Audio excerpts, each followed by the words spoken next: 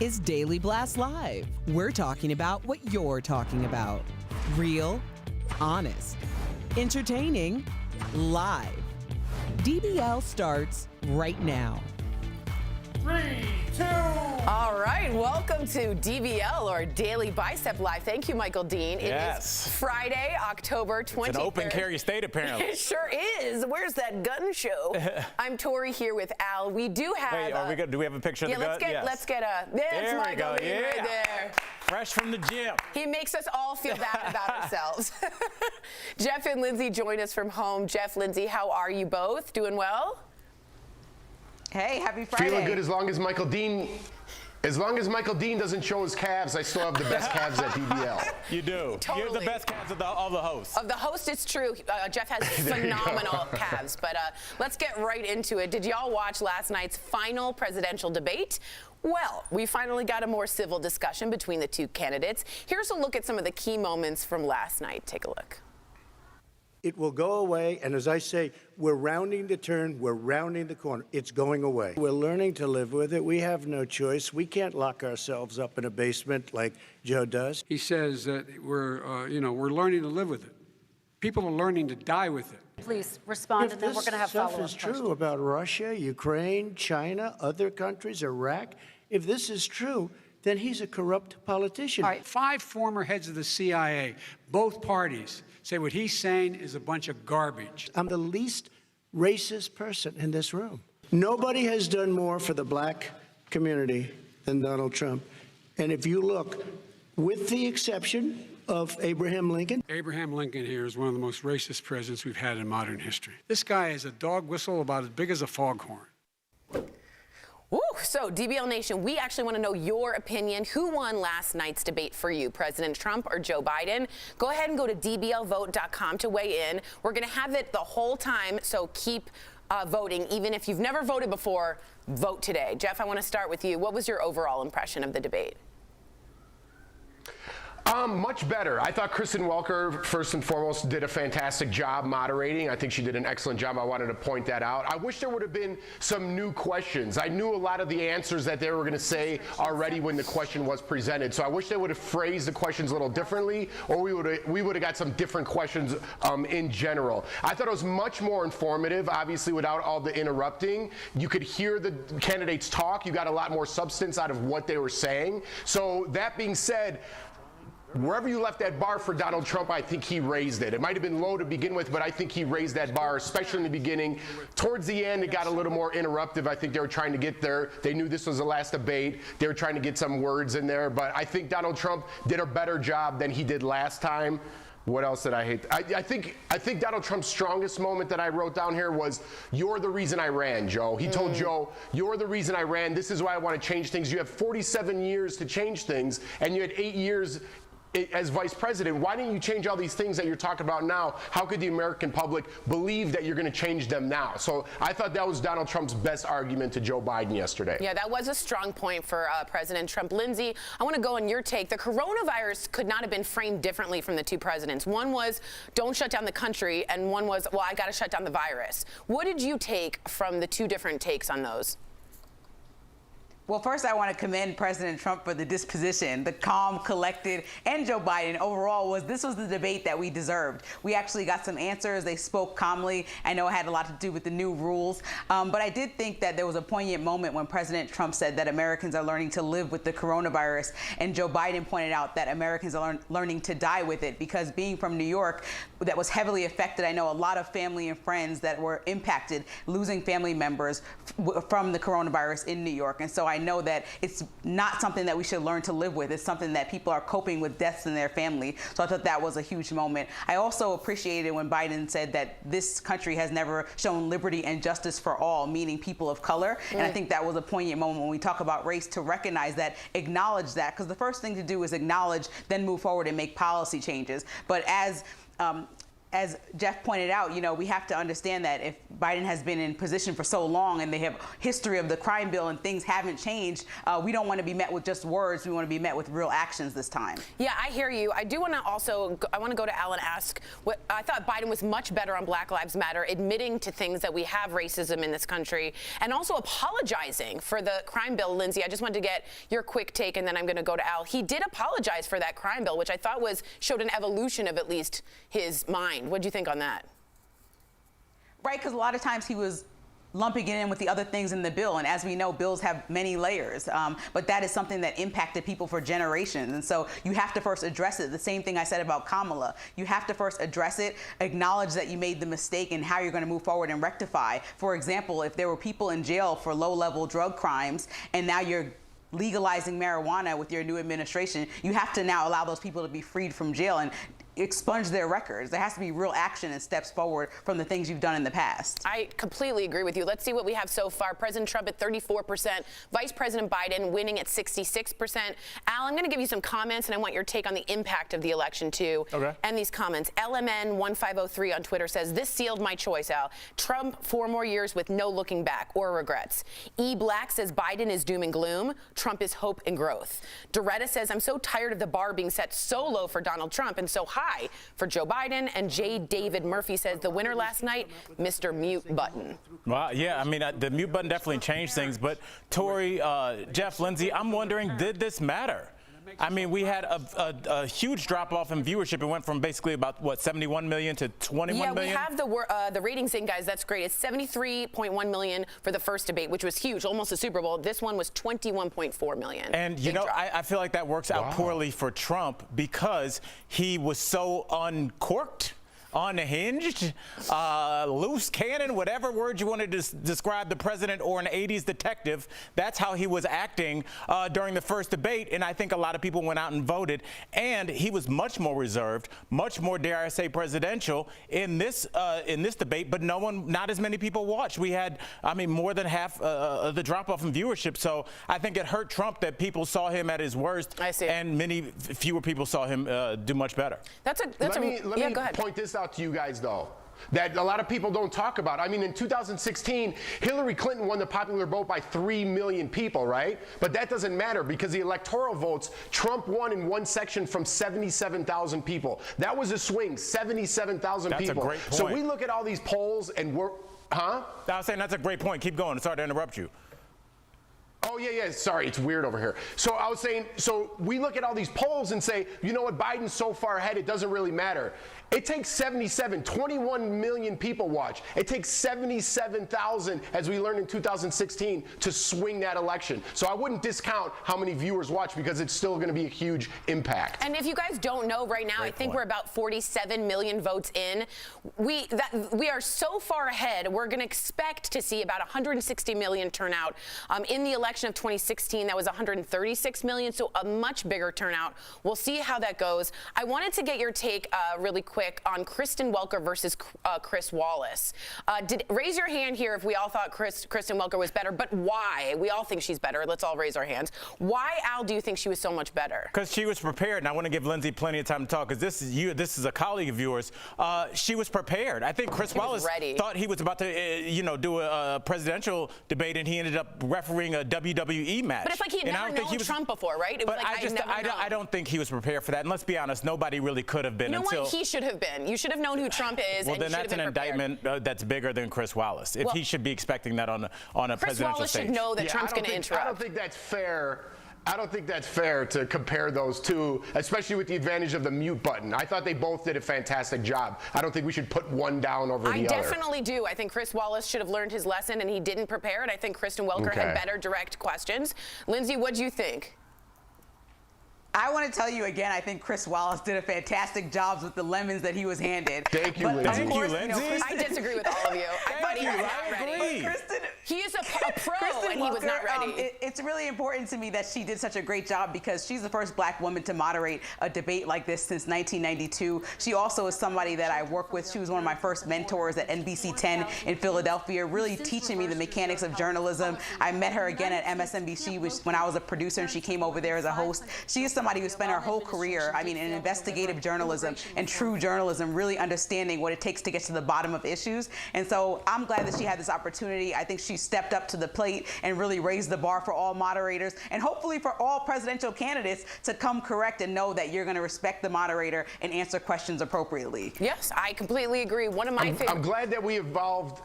I'm glad that we evolved in, you know, trying to talk about the debate to who moderated the debate better. Let's have a debate about that. Well, I do think that's part of it, because this whole thing is like one big show for a lot of people. Let us know what you thought. Who had a better outfit? We're going to poll the DBL audience. I do think the moderator makes a big difference in how the debate goes. One was a trash can fire, and one was a good ping pong table match. I thought so. And there's a lot of decisions that go into choosing who the moderator is also, because it's really a line of questioning that comes into play, and a lot of decision making that goes into these questions that bring people the answers that, like you said, those 77,000 that could be voting might get an answer that changes or sways their vote. So it is important to find a moderator that's going to fit the bar and step up to the plate, and hopefully not be handed lemons by the candidates. Or know how to deal with lemons. All right, let's go right to the megaphone. It's 62% with Vice President Biden and 38% at President Trump. That's the same base we get all the time, that 30%. So very consistent. Jeff Lindsay, stick around. I got lemons coming up on DBL. More fallout after Borat dupes Rudy Giuliani. Will we ever look at America's mayor the same way again? Plus, Pope Francis makes a stunning reversal on homosexuality. But will it divide the Catholic Church? Stay tuned. See yourself.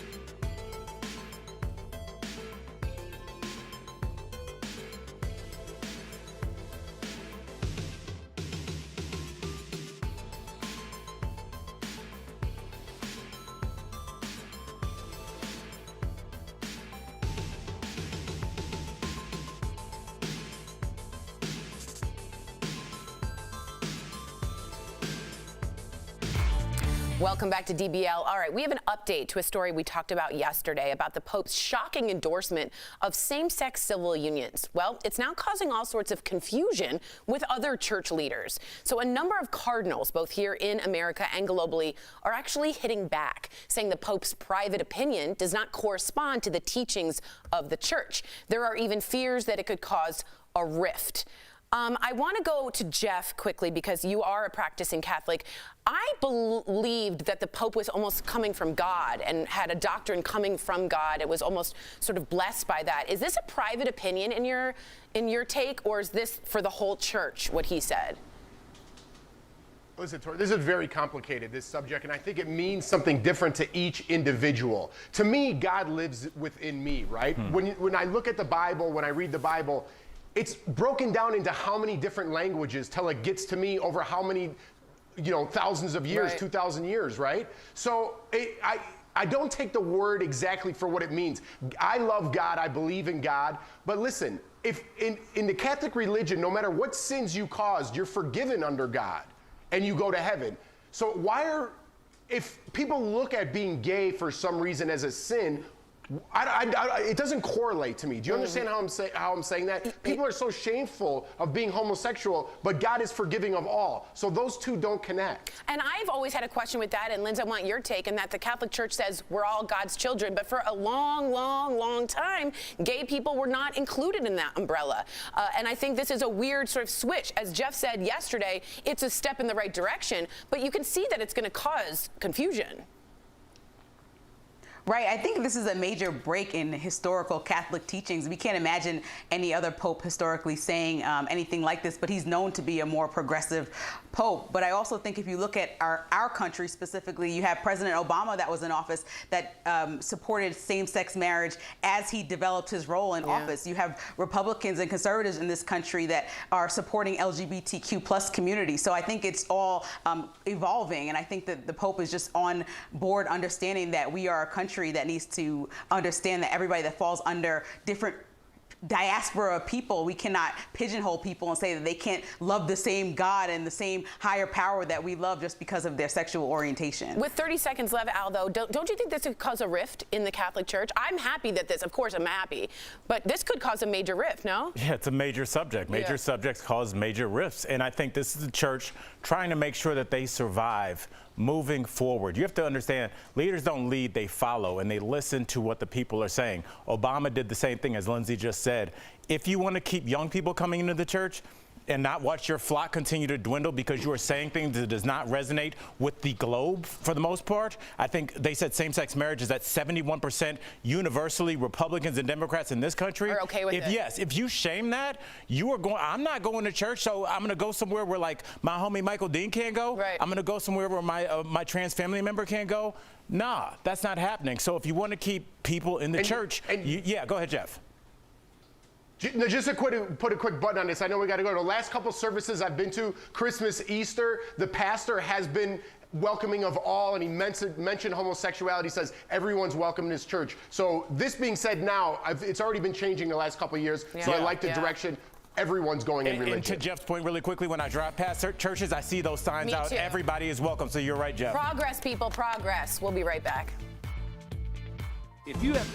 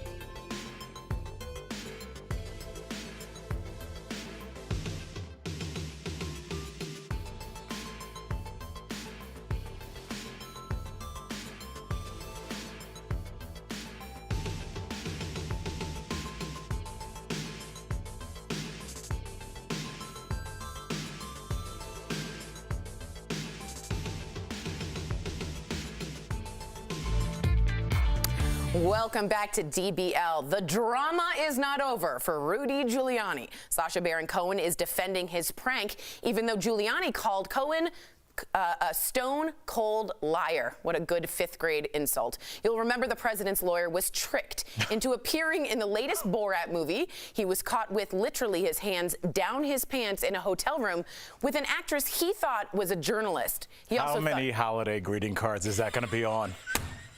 Like, come on.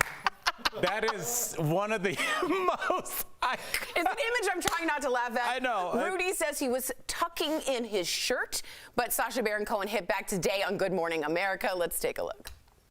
Well, I would say that if the president's lawyer found what he did there appropriate behavior, then heaven knows what he's done with other female journalists in hotel rooms. So, in case you don't know, that's not all. Cohen went back into character as Borat to poke more fun at Giuliani. Take a look. Yakshamash, I here to defend America's mayor, Rudolph Giuliani. What was an innocent, sexy time encounter between a consenting man and my 15-year-old daughter have been turned into something disgusting by fake news media. Okay, first of all, I love Borat, but the main concern here is in this scene that everyone was committed in playing, Rudy Giuliani did think that she was 15 years old and this gentleman's daughter, and at no point should his hands be down his pants. Jeff, you seem kind of stern right now. Do you think this is all going over too much? Making a big deal out of this? No, it's not stern. I just like balance, and I haven't seen the video yet. You know what I mean? Bill Clinton's been on an airplane to whatever the freaky island's called, Underage Island, right, 26 times. We don't talk about that. We breeze through those stories. But when it comes to the president's attorney, we go back-to-back days talking about things. I'm just trying to balance it out. I'm not saying who's right or wrong. I saw the clip, and it's just like, you know, as somebody that has almost a 15-year-old daughter, it's completely inappropriate because we see that hand down the pants, and that's amazing. But there's also like a weird side pat. He touches her a couple times. Like near the butt way that you would never touch somebody. It's just inappropriate. Lindsay, I don't know if you've seen the clip or your thoughts. It was just a bad look. I've taken mic packs off for 3 years now, 5 days a week. I've never laid back in front of you, Tori, and be like, I just need to reach down the head in front of my pants, you know, like we always do every Friday, right, Jeff? Normal. Jeff, you've had a lot of mic packs on. You ever taken them off like that? No, and I'm not saying that's right, man. I'm not saying it's right at all. I'm just saying let's talk about things. If we're going to talk about things, let's talk about it. I completely agree. It should be fair on both sides. Lindsay, did you find this funny, or like this used to be America's mayor? I mean, he went from the top to hands down the pants real quick. I'm sorry, Borat is like my favorite movie, so I'm not gonna feel any way. This is just ridiculous and hilarious, and I cannot wait to watch the whole thing tonight. Wherever it comes on, I think Amazon, I'm just gonna be waiting patiently to watch this whole thing. Let us know if you'll be watching. It's certainly going to be interesting. Thank you so much, Jeff and Lindsay. We will see you next week. We'll be right back. Promotional consideration is brought to you by... Hello, I'm William Shatner, and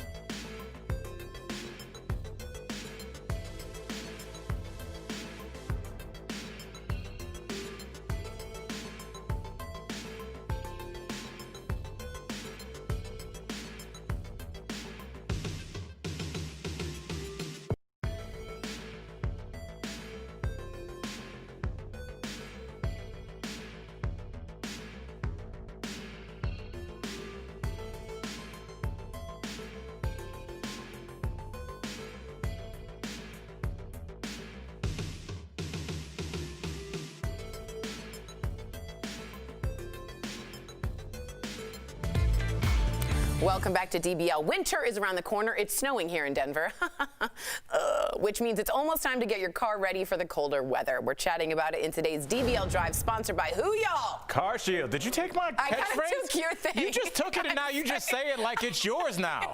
I realize that's all Al. I'm so sorry. Well, you don't say it like that. Shit, that's why you get stuff copywritten. You just stole it. I'm sorry. I apologize. Used it on TV. We're in the middle of a car shield. First, an emergency kit in your car gives you the peace of mind you need in case you get stranded. Also, cars with more electrical features these days, so you really want to have your battery fully charged. Lastly, don't forget to replace your wiper blades if they don't seem to be working as well anymore. When it comes to your car, for peace of mind, get an auto protection plan with Car Shield. Car Shield protects their members from the high cost of auto repairs. Call 1-800-505-9619 for a free quote. And watch that battery too, because because a lot of people are working from home now, and it's pretty easy to go a week without driving your car. So true. So yeah, go fire it up and take it around the block if you need to. You know what I got? Lady cables. So they know how to. I can pump my own car. Why are they called lady cables? Because they're just a little lighter. Misogynistic. Well, I enjoy them. DBL's new every day. We'll see you Monday. I would get in trouble if I said that. Yeah, you would. I don't like lady cables. They're easier in the hands.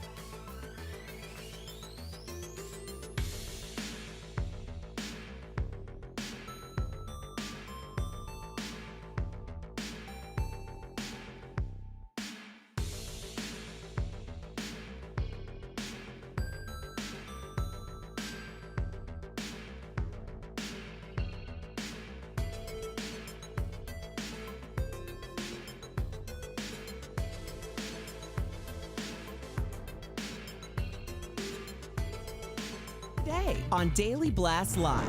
Biden and Trump go head-to-head for one last time before the election. You know who I am. You know who he is. DBL Nation, who do you think won the final debate? Sacha Baron Cohen responds to Rudy Giuliani's claims about that Borat incident. Watch the movie. It is what it is. He did what he did. What really went down in that hotel room? A first look at Adele on the set of SNL. Oh my God. No worries, girlfriend. Okay, now that is good. How will she do as a host instead of a musical performer? And from RuPaul's Drag Race to Broadway, Miss Peppermint is dishing on the behind the scenes of reality TV. One day they left me behind and forgot that I wasn't there. Real, honest, entertaining, live. DBL starts right now. 3, 2.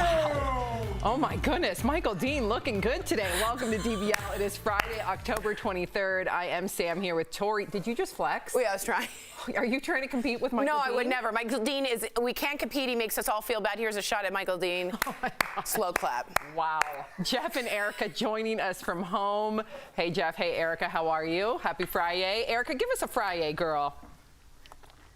It's a Friday when Michael Dean is showing the guns. Yes. All right, so did you all watch last night's final presidential debate? I hope you did. We finally got a more civil discussion between the two candidates, that's for sure. Here's a look at some of the key moments from last night.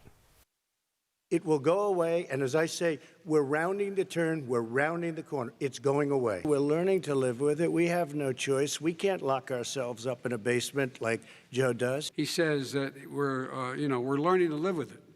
People are learning to die with it. Please respond, and then we're going to have follow-up If this stuff is questions. true about Russia, Ukraine, China, other countries, Iraq, if this is true, then he's a corrupt politician. All right, 5 former heads of the CIA, both parties, say what he's saying is a bunch of garbage. I'm the least racist person in this room. Nobody has done more for the black community than Donald Trump. And if you look, with the exception of Abraham Lincoln. Abraham Lincoln here is one of the most racist presidents we've had in modern history. This guy is a dog whistle about as big as a foghorn. Okay, so DBL Nation, of course, we always want to hear your opinion. You're already begin writing in, and I'm going to get to your comments. But let's do a little poll here. Who won last night's debate, President Trump or Joe Biden? Please go to dblvote.com to weigh in. All right, Jeff, I got to start with you. What was your overall impression of this debate? Well, first off, I want to say Kristen Welker did a fantastic job moderating yesterday. She was poignant. She's, I know the mute button helped, but I wanted to point out she did a fantastic job. I think, I would have liked some new questions, Sam. I wrote down a couple notes here. I think some new questions would have been nice. When she asked the questions, I knew the answers, what they were going to say on both sides before they answered. So I think some new questions in the mix would have been nice. Overall, I think the American public won yesterday. It was much more civil. You could hear the president talk and the former vice president talk. You could hear their thoughts being played out. But no matter what you think about Donald Trump, he raised his bar. Whatever he did last time, he raised his bar, even if it was lower than, expected. He was very considerate in the beginning. I think it got a little bit more catty in the end. They were trying to get their last blows in because they knew this was the last election. But I thought, or the last debate, I'm sorry. But I thought Donald Trump's strong point was, the reason I ran Joe was because of you. You had 47 years, 48 years, whatever it was to fix it. You had 8 years in the White House, and you didn't do these things you said you were going to promise the American public you were going to do. So why should they believe you now? I think Donald Trump could hang his hat on that from last night's debate. I feel strongly that the bar for Donald Trump is that Lawson or Layton. Hi, cutie. I hear them too. He's like, who's Where? there? We heard them, right? Yeah, we both heard it. Maybe it was Sophie somehow. Maybe Sophie's here, but go ahead, Tori. They're downstairs screaming, sorry. They don't like politics either. They don't like the debate. I thought the bar was basically the floor for Donald Trump since it was such a dumpster fire. I thought Kristen Welker won the debate by far. She was excellent. Her questions were pointed, and she kept everyone online. Joe Biden had the best debate of his entire presidential run. He was sharp. He was there. He was quick. He may have stuttered a little bit because he does have a stutter, but he had rehearsed answers that made sense. I think when he really shone the most, when was talking about those children, those 545 children who somehow we have lost their parents. When you saw Joe speak about that and say, it's not like they came with coyotes or low IQs. They came with parents, with people. And you know what? Joe Biden has lost a child. He's lost many things in his life after that accident. Then he lost Beau Biden. If anyone can understand what it's like to lose a child, it is Joe Biden. And that empathy is such a huge contrast to when you heard Donald Trump say, go ahead, let's move on. That moment for me sung for Joe Biden. Okay, before I get Erica in, great point, Tori and Jeff, both of your points. In fact, I feel like you're echoing everything that our DBL Nation is saying, but I do want to get in some comments. LMN1503, hi, on Twitter says, this sealed my choice. Trump 4 more years with no looking back or regrets. E Black on Facebook, Biden is doom and gloom for America. Trump is hope and growth. Doretta says, so tired of the bar being so low for Donald and so high for Joe. And finally, J. David Murphy on Twitter says, the winner last night, Mr. Mute Button. Erica, what did you make of last night? Any moment stood out for you? Who do you think won the debate? Well, I have to agree with Jeff on the point that the American public won the debate, and it's actually kind of sad that that's who won, because this was the first debate and first showing that didn't embarrass us completely as a nation. You have to consider that 50 million Americans have already voted. This is of a country of 328 million, and not all of those 328 million are actually eligible to vote. So that's a significant number going in. I don't think this debate changed who people were voting for at all. What it did was finally give us some civility. If the bar for a president is civility, then that really bothers me, because the bar that was set before would be like substandard to anyone who I would actually let in the front door of my home. I think the big moment for Joe Biden was addressing the 220,000 people who have lost their lives to COVID and talking about the plan that has not existed. That's 220,000 American families. These are people who are watching, wanting to know, are they going to lose another loved one? Many have lost multiple, and we just gloss over this like it's some kind of stat of, like, I don't know, ants or something. These are people's lives. Someone needs to be held accountable. Yeah, and I think, Erica, too, and I'm reading the comments, a lot of people echoing your sentiment, Erica. We've almost become numb when it comes to coronavirus and those numbers. And I know a lot of us are fatigued, but when you really understand how many people have lost their lives, how many people have lost family members, how many people are out of jobs, how many people's small businesses crumbled, it should be a really sobering moment for all of us. And we almost need to be reminded. One moment that stuck out to me, and I felt like, Jeff, you know, correct me if I'm wrong, but I felt like you would have like leapt off your chair last night, is when Joe Biden said this. Do we have the saw in regard to? Let's take a look. I don't look at this in terms of the way he does. Blue states and red states. They're all the United States. And look at the states that are having such a spike in the coronavirus. They're the red states, but they're all Americans. They're all American. Yeah, it's the same time when he said, you know, I don't see red or I don't see blue. I see the United States. We're all Americans. He said that in so many words. I'm sure I botched the quote. But, Jeff, what did you make of that? I want more of that. And I was happy to see Donald Trump be more civil. But to Erica's point, there was boundaries for both of them set up last night. Would they both have been more civil and more presidential if those boundaries and rules weren't in place last night? Well, it was funny you picked that clip, Sam, because I did almost perk up when he said that, right? Because I was like, that's exactly what I want to hear. If you go on with the rest of the clip, he goes on to point out all the red states that did that. So he did exactly what Donald Trump said in the end. He just precursored it with, I wish we were all Americans, but then he goes on to make his point about the red states. So he kind of backtracked a little bit there, or maybe the point wasn't as strong after he continued to talk. I do want to go back to what you said about people losing their jobs, losing their homes, Sam. President Trump did say one thing that he kind of glossed over and it was never mentioned again.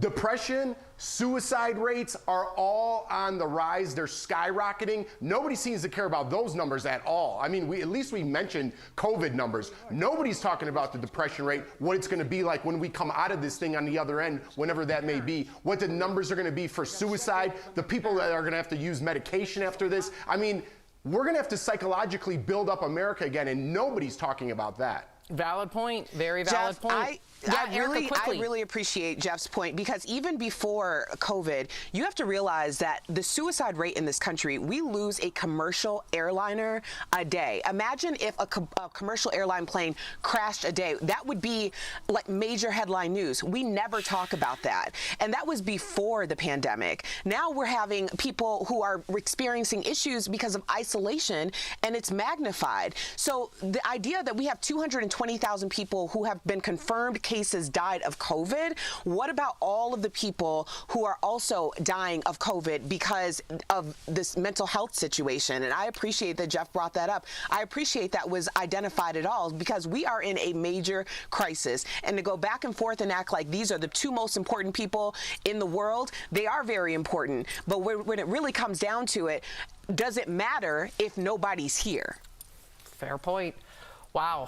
Are you okay, Tori? Yeah, I just fell. Let's look at our megaphone. 49% believe Trump won the debate, and 51% of you believe Vice President Biden won the debate. And the viewership was down. I should say that as well. We'll be right back.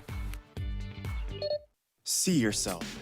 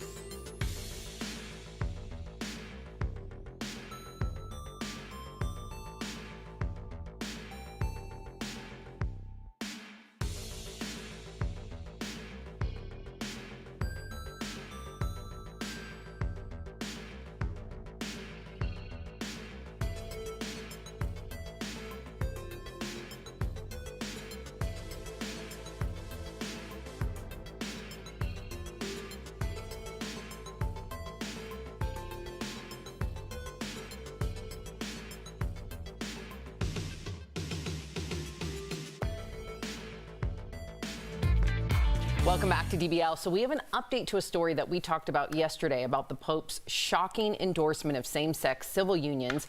Well, it's now causing all sorts of confusion with other church leaders. So a number of cardinals, both here in America and globally, they're hitting back, saying the Pope's private opinion does not correspond to the teachings of the church.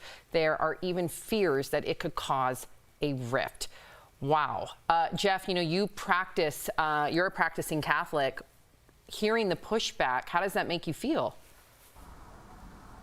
Well, listen, I don't like the pushback, Sam, and let me be perfectly honest. This has been going on, what I'm about to say, for a couple of years now. I've been going to church on Christmas and Easter. When you say practicing Catholic, you know, Christmas and Easter, and I pray every night, so that's as practicing as I get. Pray every night. I know but, how important it is for you to pray every night, and that's great. But in the churches, Sam, and I'm Catholic churches I go to, even my wife, when I go to her church, all the priests made a point to say, listen, we accept everybody, homosexuals, everybody. They make a point to point out everybody. They're willing. This happened a couple of years ago. Now the Pope is saying it. That's huge. I like the progression. I like where the Catholic Church is going with this. You know, God is within each person, right? So to each their own on this subject. But I like where the Catholic Church is headed. I have a hard time with this, Jeff, only because I think the Pope is supposed to be from a divine choice. If his word isn't the word of God and people are now going on their own personal opinion, does that not separate the Catholic Church into a huge a division between the two? Does that make sense? Like, shouldn't it be an overall umbrella? Because it seems like it's just going to divide more, no? Tori, the Catholic Church is hundreds of thousands of years, you know, it's so old. There's so many problems in the Catholic Church. There's a lot of fractures in that wall as it is. But listen, I can't fix the Catholic Church. I can't fix someone else's belief. My belief is my belief. I believe in God. I believe God protects everybody. And when I say everybody, I mean everybody under that umbrella. And that's the umbrella you're talking about. That's my belief. But if people don't believe that, I can't change their minds. Yeah, Erica, I'm just really disappointed because I was so encouraged to hear the Pope's words, considering how many LGBTQ teens either end up on the street because they've been disowned by their church or their family, or they attempt suicide or they commit suicide. That's what we should be talking about. And that's what the church should be concerned about, is lives, saving lives. Well, I mean, Sam, you can be disappointed. I'm disappointed, but are we shocked? Absolutely not. When we had this conversation yesterday and brought this up, that the Pope did say, you know, that he is accepting of LGBTQ plus, that people had to reconcile within themselves. Is it actually their religious beliefs, or is it just their homophobia? And I think what we're seeing right now by saying that the Pope's private opinion, I mean, I'm not a practicing Catholic and I'm not trying to step on anyone's toes, but since when does the Pope have a private opinion? I mean, isn't what the Pope says That's what I thought. goes? That's what I'm confused by, right? Yep. And I will say, you know, there's a church right down the street from my house, and I know that there's a lot of churches that echo this sentiment, to Jeff's point, where they are all welcoming. So let's just remember that there is progress, and let that be our hope. We'll be right back. If you have Medicare, listen up.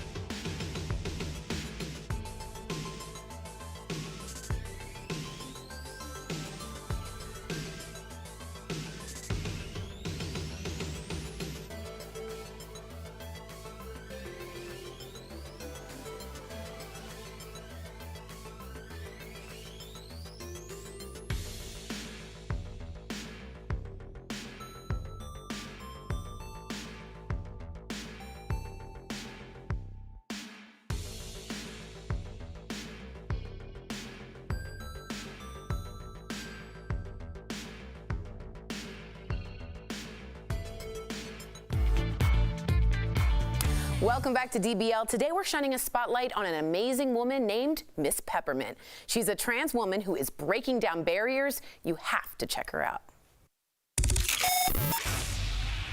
The multi-talented actress, singer, songwriter, activist, and drag queen, Miss Peppermint. Thank you so much for joining us on DBL. For those who are not yet familiar with you, you were the very first trans woman to originate a role on Broadway in Head Over Heels in 2018.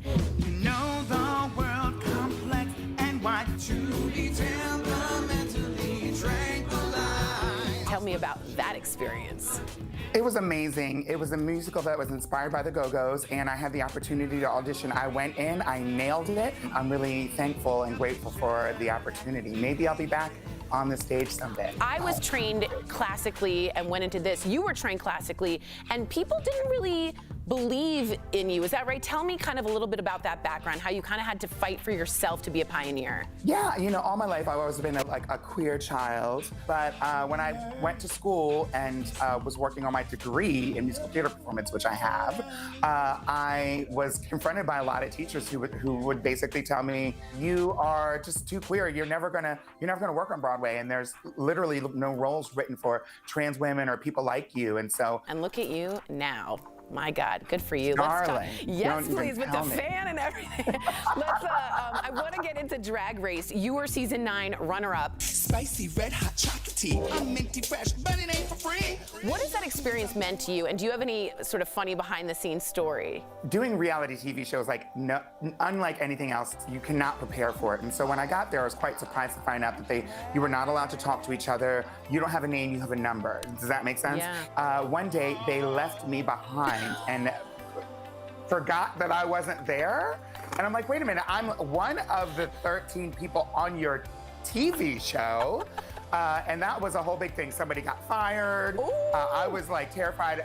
I knew, I was like, RuPaul is trying to sabotage my game. I had this whole thing going on. But obviously I made it to the end, and it's something that I'm very grateful for. You have a new album, A Girl Like Me. I want to know about this album and why is it so personal to you? You don't want nobody seeing me with you. Songs are all about, my boobies and putting money in them and feeling fun and looking cute and working the runway and look at my shoes. And all those things are very real to me. But while I was having my Broadway experience, I was in a relationship, and it was the best relationship I'd ever had up to the point it lasted about a year. And then basically decided to put that story to music. Wow. The whole theme across the whole project is letters to my lovers. Wow. And really good, reads them the riot act. Oh, yes. I gotta be honest, breakup albums are my thing. I'm like Taylor Swift crying in the shower. I can't wait to listen to this. This is right up my alley. I do want to get to some of your activism. Even with this pandemic, murders of transgender people in 2020 has already surpassed the total for last year. And that's just in 7 months. We talk about it a lot on the show. Why does this continue to be such a deadly problem for trans people? What is your take on all of this? I mean, and the short answer is it's just plain discrimination. But I think that people do not understand that the people that are murdering many of these individual stories, it's at the hands of our boyfriends, our lovers, intimate partner violence. And it's not because our partners don't like us at all and want to kill us. It's that our partners would rather kill us than have anyone else know that they are with a trans person. That's the ticket. They do like us a lot, but what they hold at a higher regard is what other men think of them. And I think it's really important that we focus on and destigmatize those types of relationships and really open it up. And when we can break that down, I'm speaking to everyone who's not trans, because the problem with the murder of trans people is not trans people, it's everyone else. And I think that's really important. I consider myself progressive, I consider myself well-rounded, and I've never seen it from that angle. The shame of that, which is coming from other stereotypes, is what's causing the violence. It's so fascinating and so important that you brought that up. Thank you so much for joining us on DBL and for really giving us a different perspective. That's why representation matters, so we can actually hear from people like you and learn. Everyone go and pick up Miss Peppermint's new album, A Girl Like Me. It is out now. Thanks so much. We'll be right back. Promotional consideration is brought to you.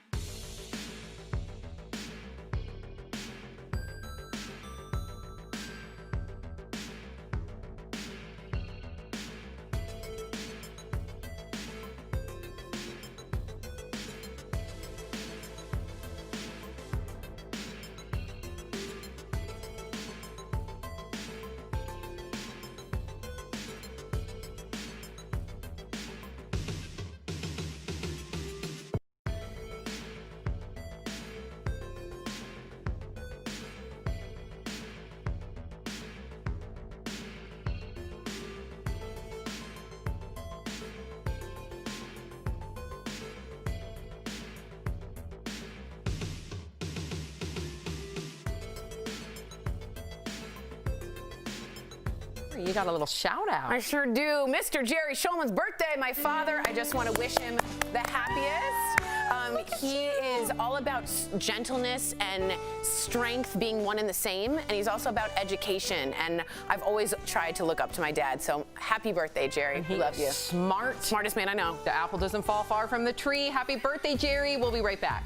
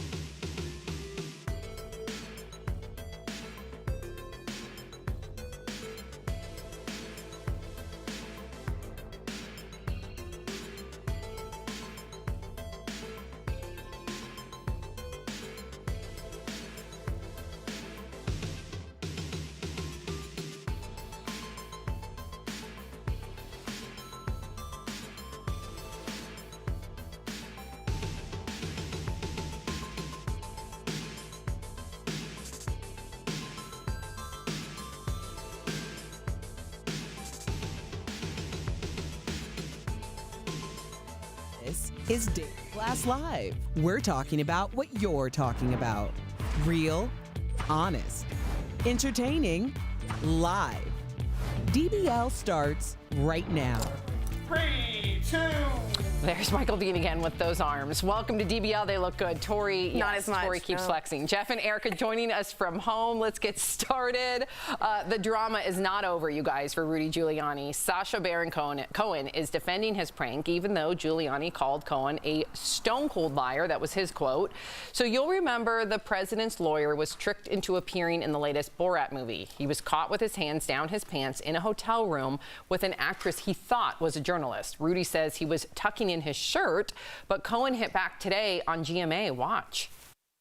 Well, I would say that if the president's lawyer found what he did there appropriate behavior, then heaven knows what he's done with other female journalists in hotel rooms. And that's not all. Cohen went back into character as Borat, of course, to poke more fun at Giuliani. Take a look. Yag Shamash. I here to defend America's mayor, Rudy Giuliani. What was an innocent, sexy time encounter between a consenting man and my 15-year-old daughter have been turned into something disgusting by fake news media. Okay. All right. So, Jeff, is Giuliani handling this scandal the right way? What would you tell him to do? Because he's getting a lot of pushback on social. Of course he is, you know, and maybe for good reason, you know, but I haven't seen the tape yet, Sam. So all we have is a picture. Like I said yesterday, I don't want to judge a book by its cover, but if somebody is involved in pedophilia, we should look into it and they should be held accountable. What blows my mind is that Bill Clinton went to an island called Pedophile Island 26 times. He was on the manifest. We don't talk about that, but we talked about Rudy Giuliani 2 days in a row. I'm saying if you're a pedophile, we should talk about it and kind of clear the air. But let's talk about everybody then.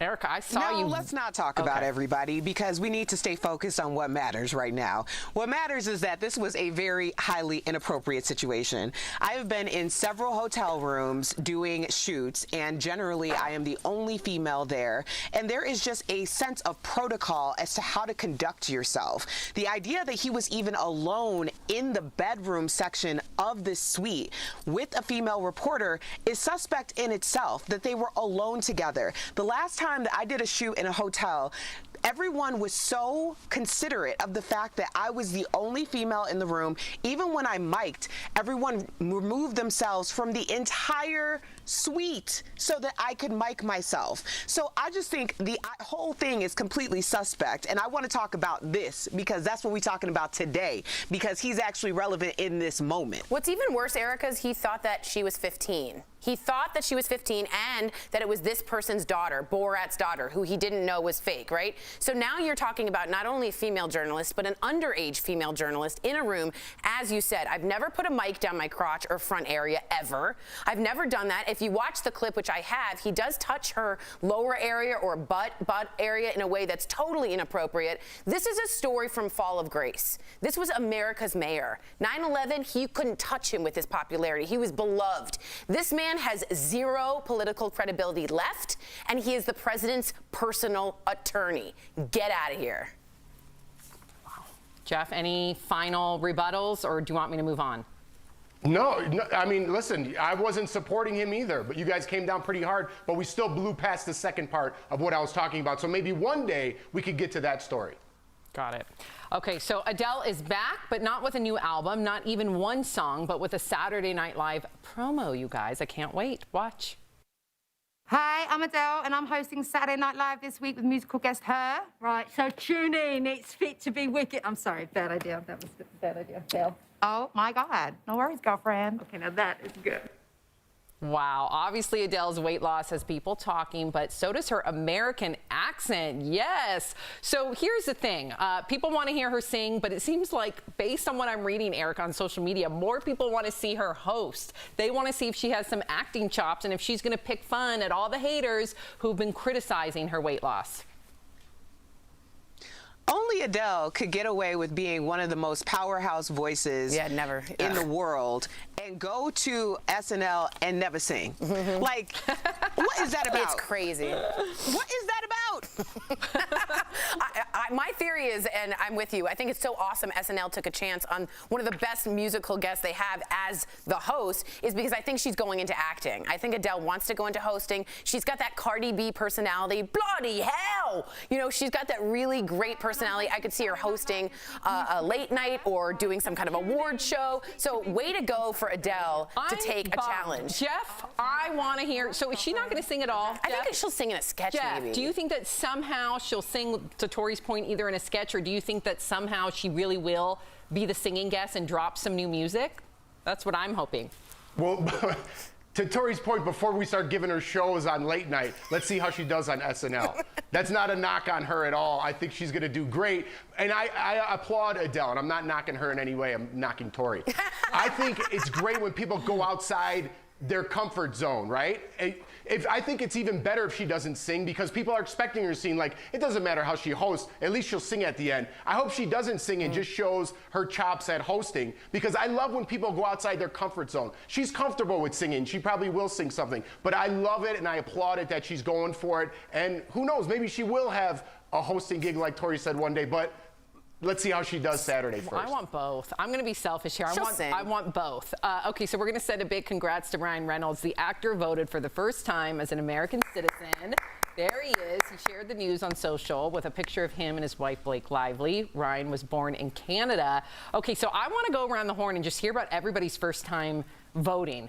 Erica, let's start with you. Do you remember the first time? Were you really motivated at the time, or was it just something that you did?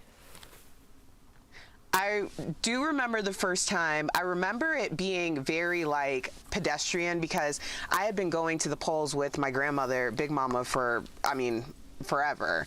So as long as I can remember. But I do want to give a shout out to my husband too, Anthony, because this was his first election that he was eligible as an American citizen.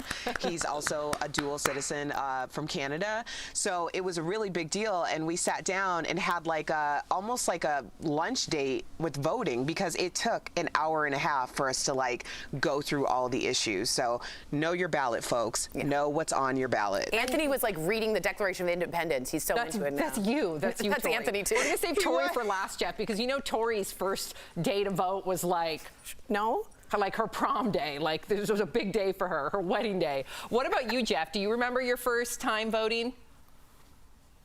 I absolutely remember, but I kind of want to change the subject. I want to hear Tori's story. When I was growing up, I would ask my parents and their friends like who they voted for. My parents always took me aside and said, "That's rude. Don't ask somebody who they're voting for." And this was when I was growing up, so I was always taught that it was rude to ask somebody that. Now, in this day and age, I think it paints you with a broad brush by telling people who you vote for. So I think I'm not going to say my first time voting or who I voted for, because I think it puts a bullseye in your back from 50% of the country. But I was always brought up when it was rude. Now we could go to Tori's prom story, but I was wondering if you guys had the same thing. Yeah, we at different dinners, we would always say politics is off the table. I think things have changed since then. Maybe not, because it's at a very heightened political climate right now. But I think just knowing that you voted, right? That's the most important. And that's why you have barriers, Jeff. You're absolutely right. So no one can see who you're voting for. It is supposed to be something very personal. You're not meant to tell anyone. It just now, you're absolutely right. It's like you either wear the MAGA hat or you have the Biden-Harris sticker or nothing. And it's like black and white. So it used to be a lot more discreet. So let's hear about your best day of your life. Okay. I will just say this. I will also couch it with this big mama thing that Erica said. I went as a baby with my mom, and I got to hold the lever and pull. And I just want to recommend to anyone out there who has a grandchild or a daughter or a son or a sister or nephew or niece, take them with you. Have them get comfortable, get them used to what it feels like to vote, the power, the reason that people died for you to do so. It's a magical time as a civilian. It is your only time that you get to put in your civic duty as your voice. So if you want to complain and not vote, you should just shut up. Well, that was beautifully said. Thank you so much. Except the last part. The end was so mean. I went Except too the far. end. The end was a little rough. I ruined it. Little eraser. No, the end was the truth. Just tell the truth, Tori. Just tell the people the truth. I'm trying. Okay, Sorry. so we all have guilty pleasures. Maybe yours is McDonald's. Well, Prince William's, can you guess? It's KFC. Apparently, even royals appreciate fast food. The internet cannot get enough of these photos showing the prince longingly staring into a KFC restaurant. Of course, KFC took notice, and the chain called him, "Your royal," are you ready? "Thinus," in a tweet. Oh God, I feel like Tori wrote that. It's a good one. Okay, so guilty pleasure, Erica. What's your guilty pleasure? Oh man, I'm thinking about it now.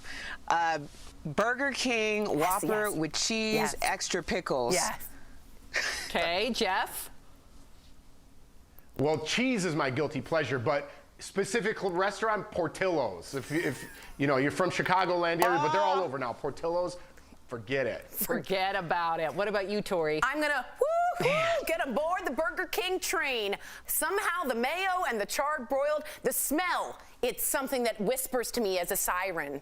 As a siren? Yeah. Sirens whisper? Yeah, you know, sirens sing. It's like a... Oh, I thought you meant like the actual... Like, oh, no, got sorry. It. Okay. Sorry. Yeah. And I think mine's just chocolate, right? Really? And you know, my dang husband can like literally have one little piece of chocolate. He's He'll go to the amazing. store and be like, "I crave chocolate." He'll go get his little chocolate.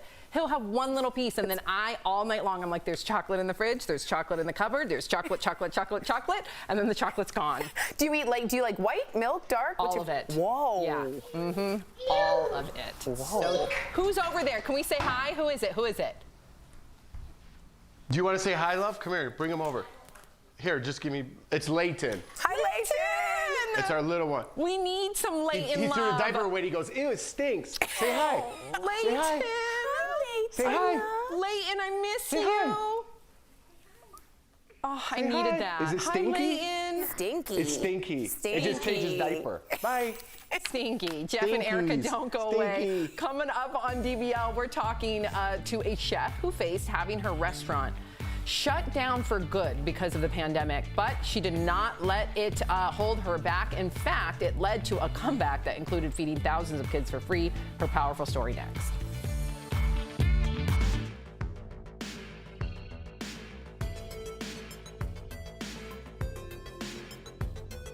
On DBL, former Real Housewife of Atlanta, Kim Zolciak-Biermann.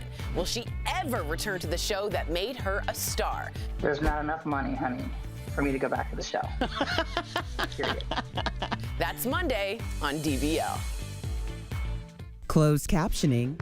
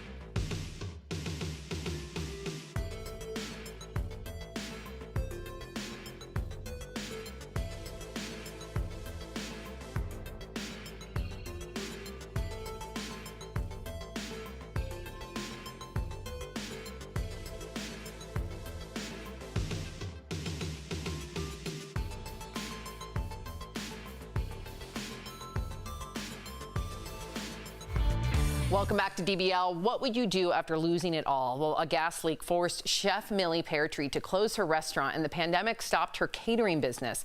But despite the hard knock, she continues to cook and has served more than 22,000 meals for free. Jeff caught up with her earlier in today's DBL Spotlight. Chef Millie, welcome to DBL. Hi, my name is Millie Pear, and I'm from the Boogie Down Bronx, New York. When I think of soul food, when I think of the Bronx, I think of it as home. Last fall, your restaurant was forced to close, and your catering business unfortunately shut down now because of COVID-19. First of all, I'm sorry to hear that. I'm sorry that you had to go through that. Yeah, well, I just feel like there's a blessing and a lesson in everything. And, two things beyond my control, but, you pivot and you move on. Exactly, but like you said, you continue to do what you love, and you've even become a humanitarian during these tough times. Why did you choose to do so? Wow, that's a big word, humanitarian. I don't know about that, but what I can say is, during the height of COVID, we all know about insecure food communities and disenfranchised communities, and when COVID happened, it kind of made us all stand still and look all of our biggest fears in the face. And it tore me up inside to see cars upon cars upon cars lined up for blocks on end to get pantry. It broke my heart to not know where some children were going to get their next meal from due to limited or canceled food programs in my hometown of the Bronx, New York. So I started an initiative, and we feed children, hot meals with snacks and whole fruit, and we just try to do what we're put on this earth to do, and I feel like that's my purpose, is to feed people. I think that's a beautiful thing, Millie. What would you say to inspire other people that might be struggling, like everyone kind of is right now during this whole pandemic? What would you say to them right now? Listen, I always say hold steadfast to God's unchanging hand. We just have to continue the fight. It's one of those things like, there's always somebody in a situation that's worse off than you. That's the way I live my life. And even if you can look at something in the positive form, we're going to get out of this, but I just feel like as a community, we need to all, help each other and bring each other together. And this is the way that we stay positive, and we'll make it through. Millie, your overall attitude and your love of food, I think we could be big, best friends at one point in our lives. Absolutely. In 2024, when there's a nationwide vaccine, we can hug it out. In the meantime, between time, we have Skype and emails and, social media and all of that. So, you're officially a part of my household. Well, Millie, thank you so much for sharing your story and for what you are doing to help your community. I think it's a beautiful thing. Those of you looking to help Millie, visit her GoFundMe page, Full Heart, Full Bellies. Millie, thank you so much. We'll be right back, everybody. If you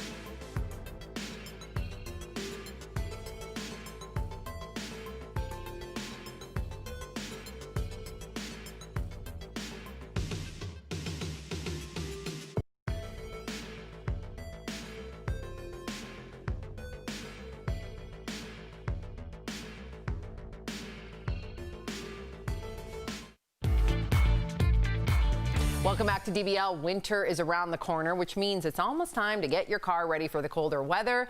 We're chatting about it in today's DBL Drive, sponsored by CarShield. So first, get yourself an emergency kit in your car. It gives you the peace of mind in case you get stranded. Erica's always said this to us.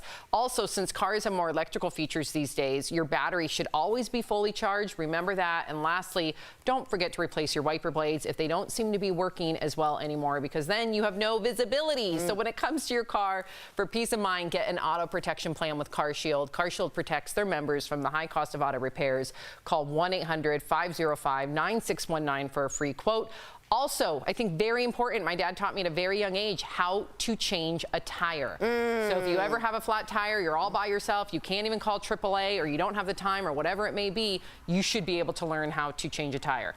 There's also lady cables or cables you can get. Lady cables? Well, they're softer on the hands. And you can really, it says plus, minus. And if you're stuck and need a jump, lady cables. Lady cables. Jeff, Erica, jump in here. No pun intended. Yeah, I don't know about your lady cables, Tori. Jeff, are you surprised that we know how to jump cars and change tires? What do you think about that, Jeff? I think just because you say you know doesn't mean you actually know. That's what I think. What? Wow. Do you want to have a tire off? You want to? First of all, who built the better tent when we went camping? Who pitched it? First of all, Sam, I wasn't talking to you. I was talking about Tori and her lady cables. If she broke down on the side of the road, she's never coming home. She's never coming home if she's by herself. Jeff basically just put a throwdown because the three of us were like, what? What did you say? Because I just want to throw this out there, Jeff. I know I'm coming for your neck all day. But who won the parallel parking contest between me and you? Oh. That's right, brother. That's right. Yep. I hit a car. All right. Yeah. I feel like this is I like got the to new take the L Charlie's going into the Angels. weekend. The ladies beat Jeff once again. We'll be right back. That's true. Yep. Promotional consideration is brought to you by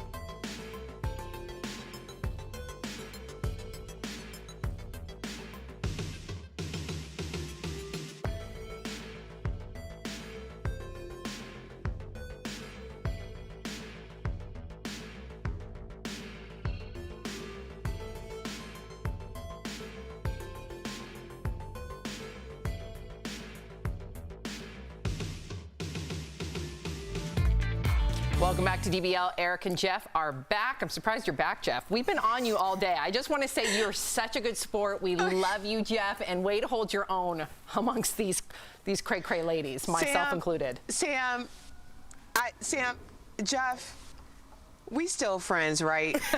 If I come over with a case of White Claw, you're going to let me in, right? What about me? I get trampled on every day. All right, whatever. Listen, no matter what's said on this show, if you show up on my doorstep with White Claw, it all is forgiven.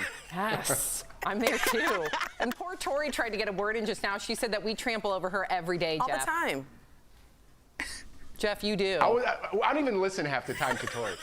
Tori, I love you. I love you too, Sam. We all love one another. We do. I want to read a couple of comments really quickly. Veronica says, I can never have just one piece of chocolate. You got to hide it from me for sure. I hear you. And then Brielle said, the show needs more Lawson, Layton, Sophie, and Miles. Can you imagine if we just had them do the show one day? Oh, my God. it would be entertaining for sure. Thank you, Hey, do we have a Jeff. staff meeting after this or not? I'm so confused. Yeah, we have a meeting. We do have a meeting. What? We have a meeting today. Okay, happy weekend, everybody. Thank you, Jeff and Erica. I'll talk to you guys in a bit.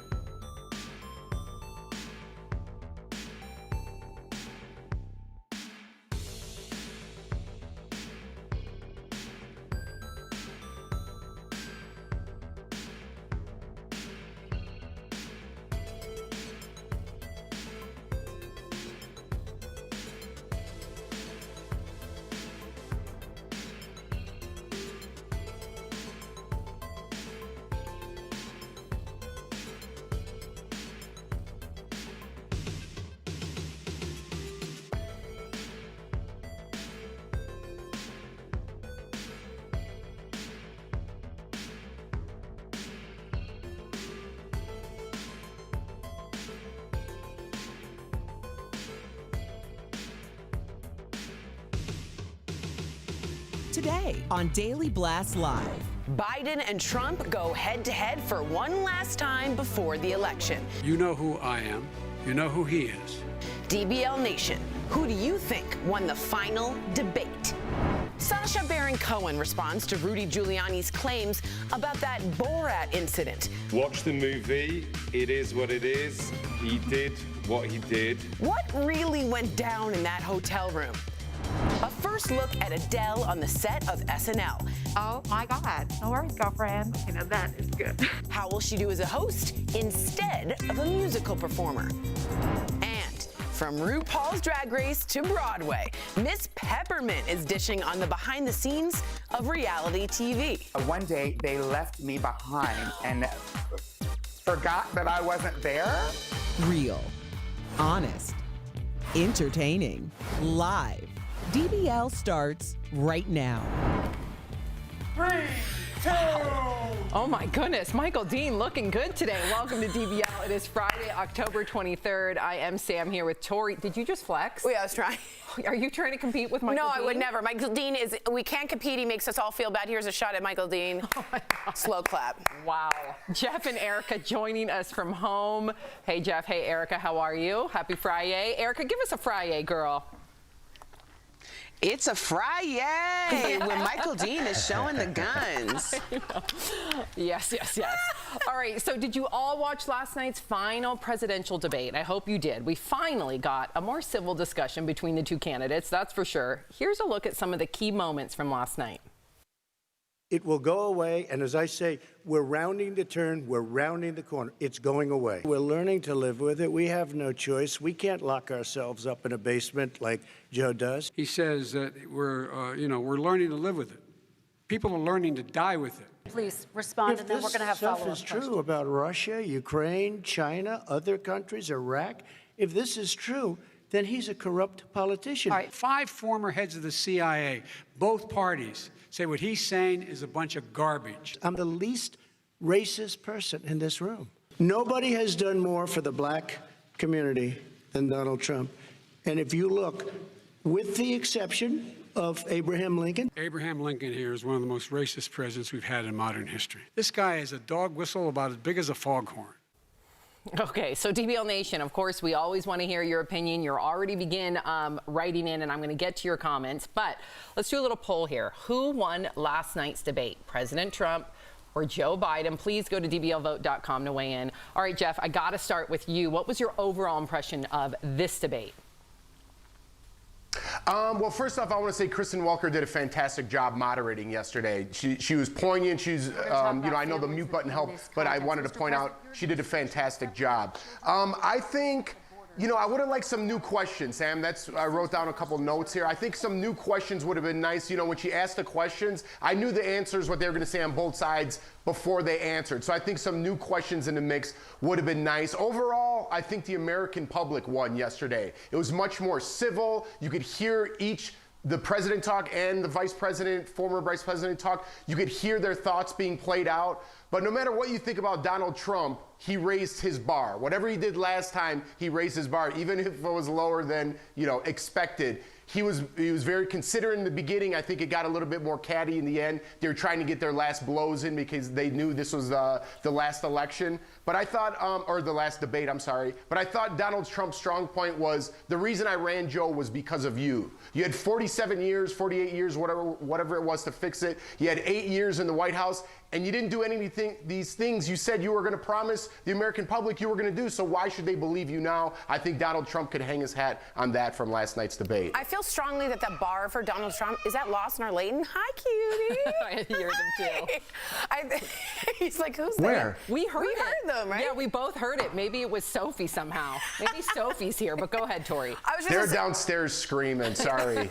They don't like politics either. They don't like the debate. I thought the bar was basically the floor for Donald Trump since it was such a dumpster fire. I thought Kristen Welker won the debate by far. She was excellent. Her questions were pointed, and she kept everyone online. Joe Biden had the best debate of his entire presidential run.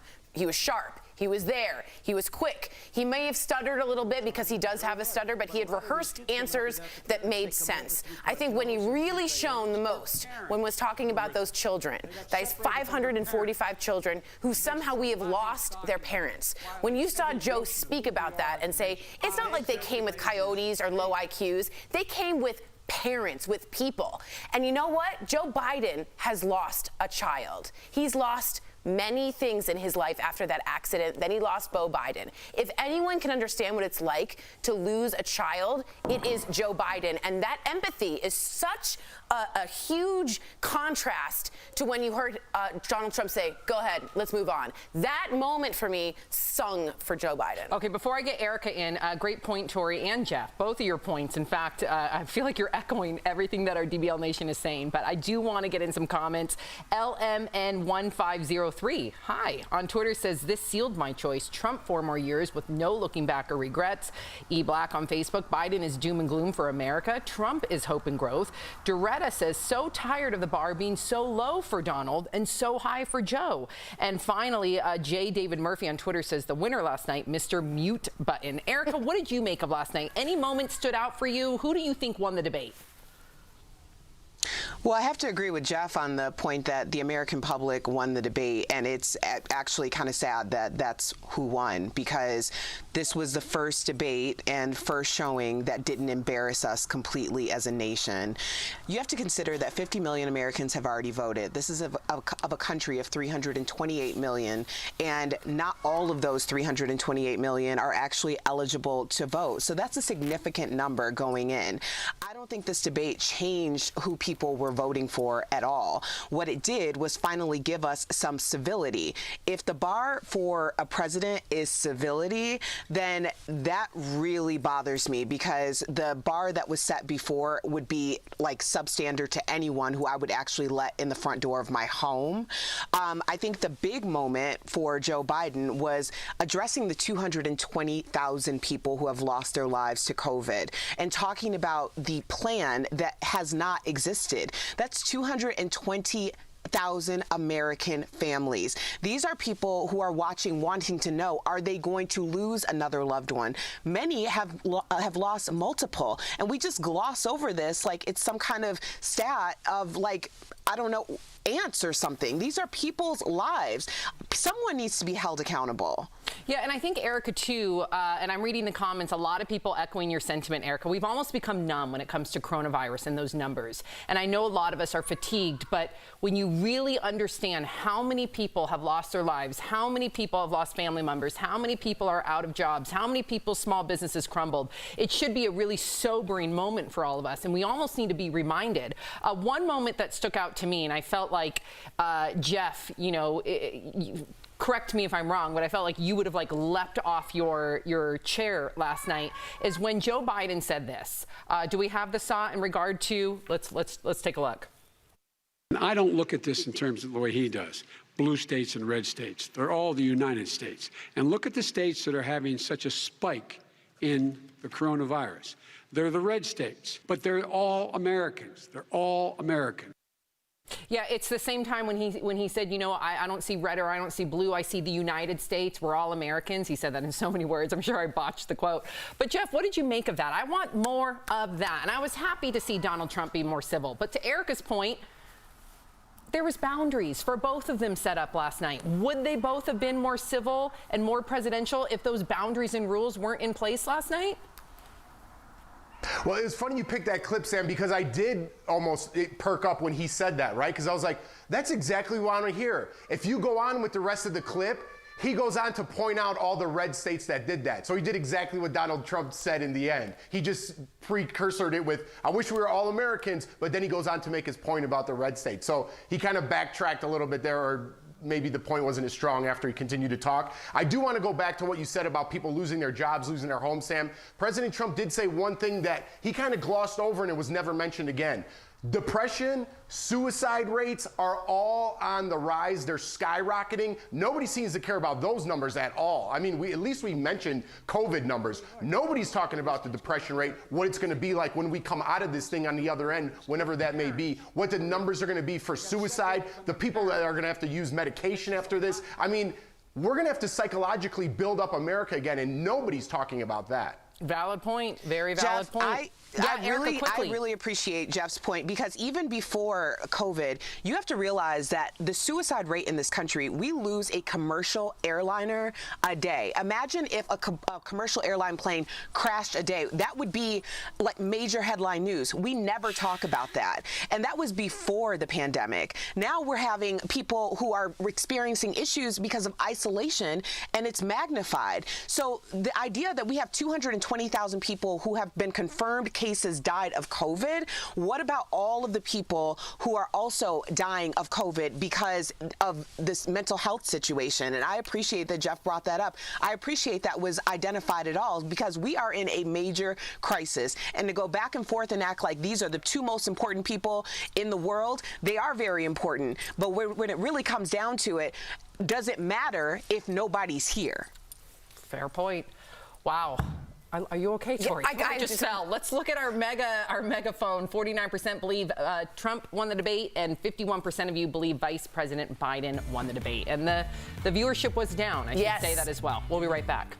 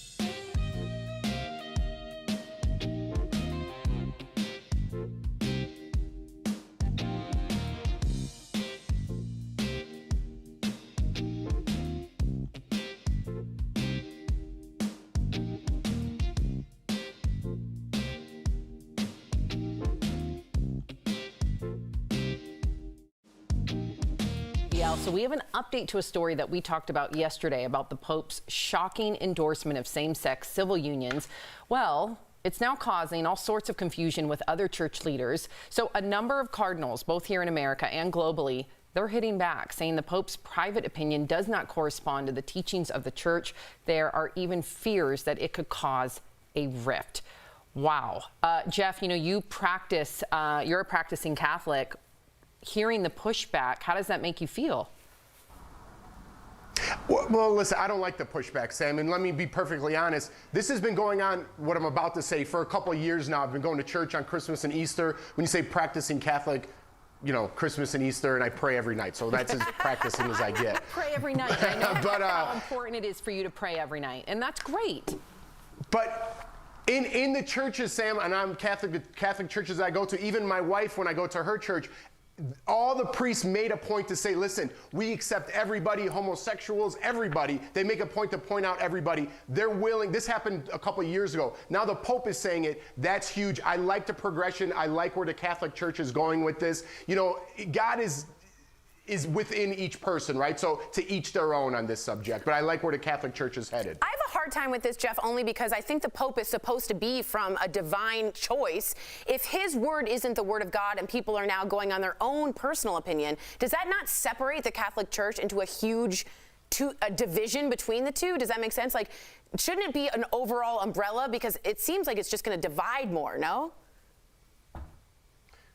Tori, the Catholic Church is hundreds of thousands of years, you know, it's so old. There's so many problems in the Catholic Church. There's a lot of fractures in that wall as it is.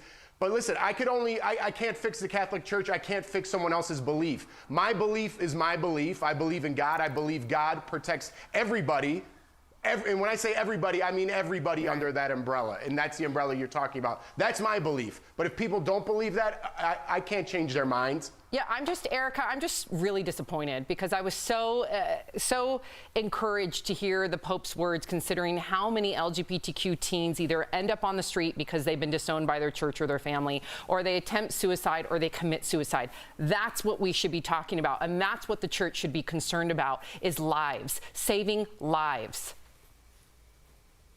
Well, I mean, Sam, you can be disappointed. I'm disappointed, but are we shocked? Absolutely not. When we had this conversation yesterday and brought this up, that the Pope did say, you know, that he is accepting of LGBTQ plus, that people had to reconcile within themselves. Is it actually their religious beliefs, or is it just their homophobia? And I think what we're seeing right now by saying that the Pope's private opinion, I mean, I'm not a practicing Catholic and I'm not trying to step on anyone's toes, but since when does the Pope have a private opinion? I mean, isn't what the Pope says That's what I thought. goes? That's what I'm confused by, right? Yep.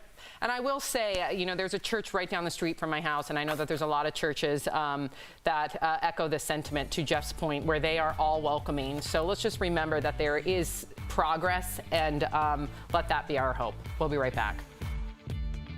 If you have Medicare,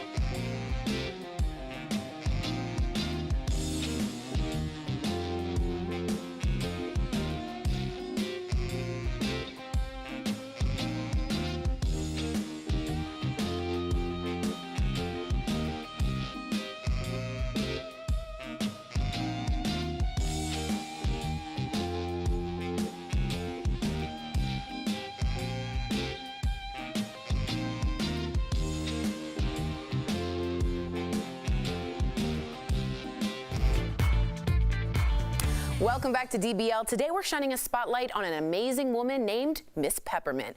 She's a trans woman who is breaking down barriers. You have to check her out. The multi-talented actress, singer, songwriter, activist, and drag queen, Miss Peppermint. Thank you so much for joining us on DBL. For those who are not yet familiar with you, you were the very first trans woman to originate a role on Broadway in Head Over Heels in 2018.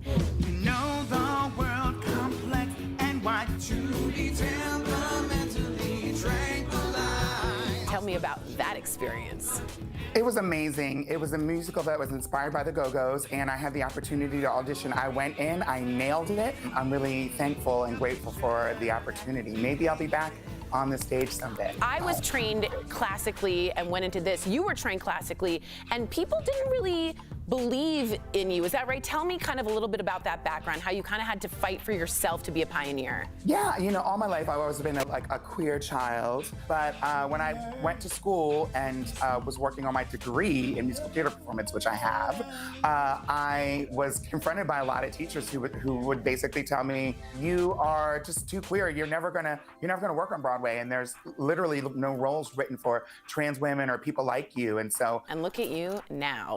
My God, good for you. Darling. Let's talk. Yes, please, with the fan and everything. I want to get into Drag Race. You were season 9 runner-up. Spicy red hot chocolatey. I'm minty fresh, but it ain't for free. What has that experience meant to you? And do you have any sort of funny behind-the-scenes story? Doing reality TV shows, unlike anything else, you cannot prepare for it. And so when I got there, I was quite surprised to find out that you were not allowed to talk to each other. You don't have a name, you have a number. Does that make sense? Yeah. One day, they left me behind and forgot that I wasn't there.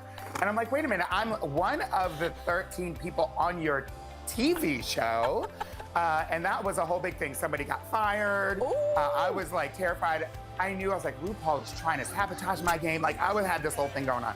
But obviously I made it to the end, and it's something that I'm very grateful for. You have a new album, A Girl Like Me. I want to know about this album, and why is it so personal to you? You don't want nobody seeing me with you. Songs are all about, my boobies and putting money in them and feeling fun and looking cute and working the runway and look at my shoes. And all those things are very real to me. But while I was having my Broadway experience, I was in a relationship, and it was the best relationship I'd ever had up to the point it lasted about a year. And then basically decided to put that story to music. Wow. The whole theme across the whole project is letters to my lovers. Wow. And really good, reads them the riot act. Oh, yes. I gotta be honest, breakup albums are my thing. I'm like Taylor Swift crying in the shower. I can't wait to listen to this. This is right up my alley. I do want to get to some of your activism. Even with this pandemic, murders of transgender people in 2020 has already surpassed the total for last year. And that's just in 7 months. We talk about it a lot on the show. Why does this continue to be such a deadly problem for trans people? What is your take on all of this? I mean, and the short answer is it's just plain discrimination. But I think that people do not understand that the people that are murdering many of these individual stories, it's at the hands of our boyfriends, our lovers, intimate partner violence. And it's not because our partners don't like us at all and want to kill us. It's that our partners would rather kill us than have anyone else know that they are with a trans person. That's the ticket. They do like us a lot, but what they hold at a higher regard is what other men think of them. And I think it's really important that we focus on and destigmatize those types of relationships and really open it up. And when we can break that down, I'm speaking to everyone who's not trans, because the problem with the murder of trans people is not trans people, it's everyone else. And I think that's really important. I consider myself progressive, I consider myself well-rounded, and I've never seen it from that angle. The shame of that, which is coming from other stereotypes, is what's causing the violence. It's so fascinating and so important that you brought that up. Thank you so much for joining us on DBL and for really giving us a different perspective. That's why representation matters, so we can actually hear from people like you and learn. Everyone go and pick up Miss Peppermint's new album, A Girl Like Me. It is out now. Thanks so much. We'll be right back. Promotional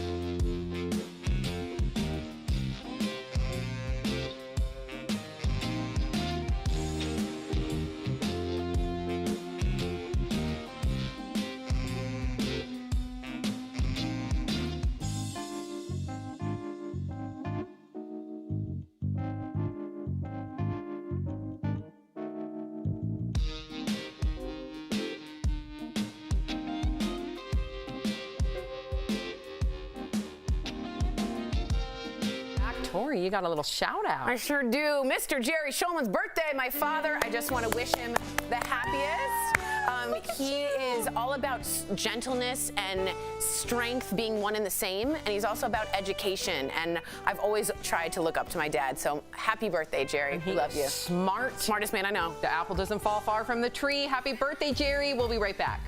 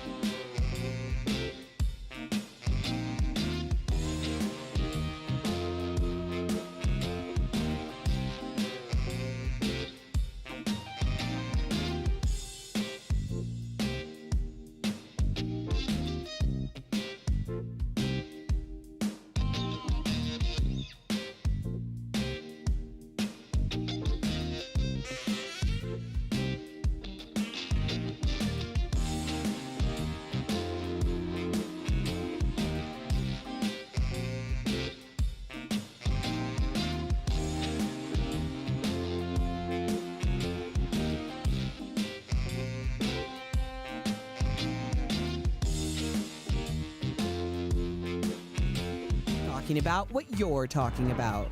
Real, honest, entertaining, live. DBL starts right now. 3, 2.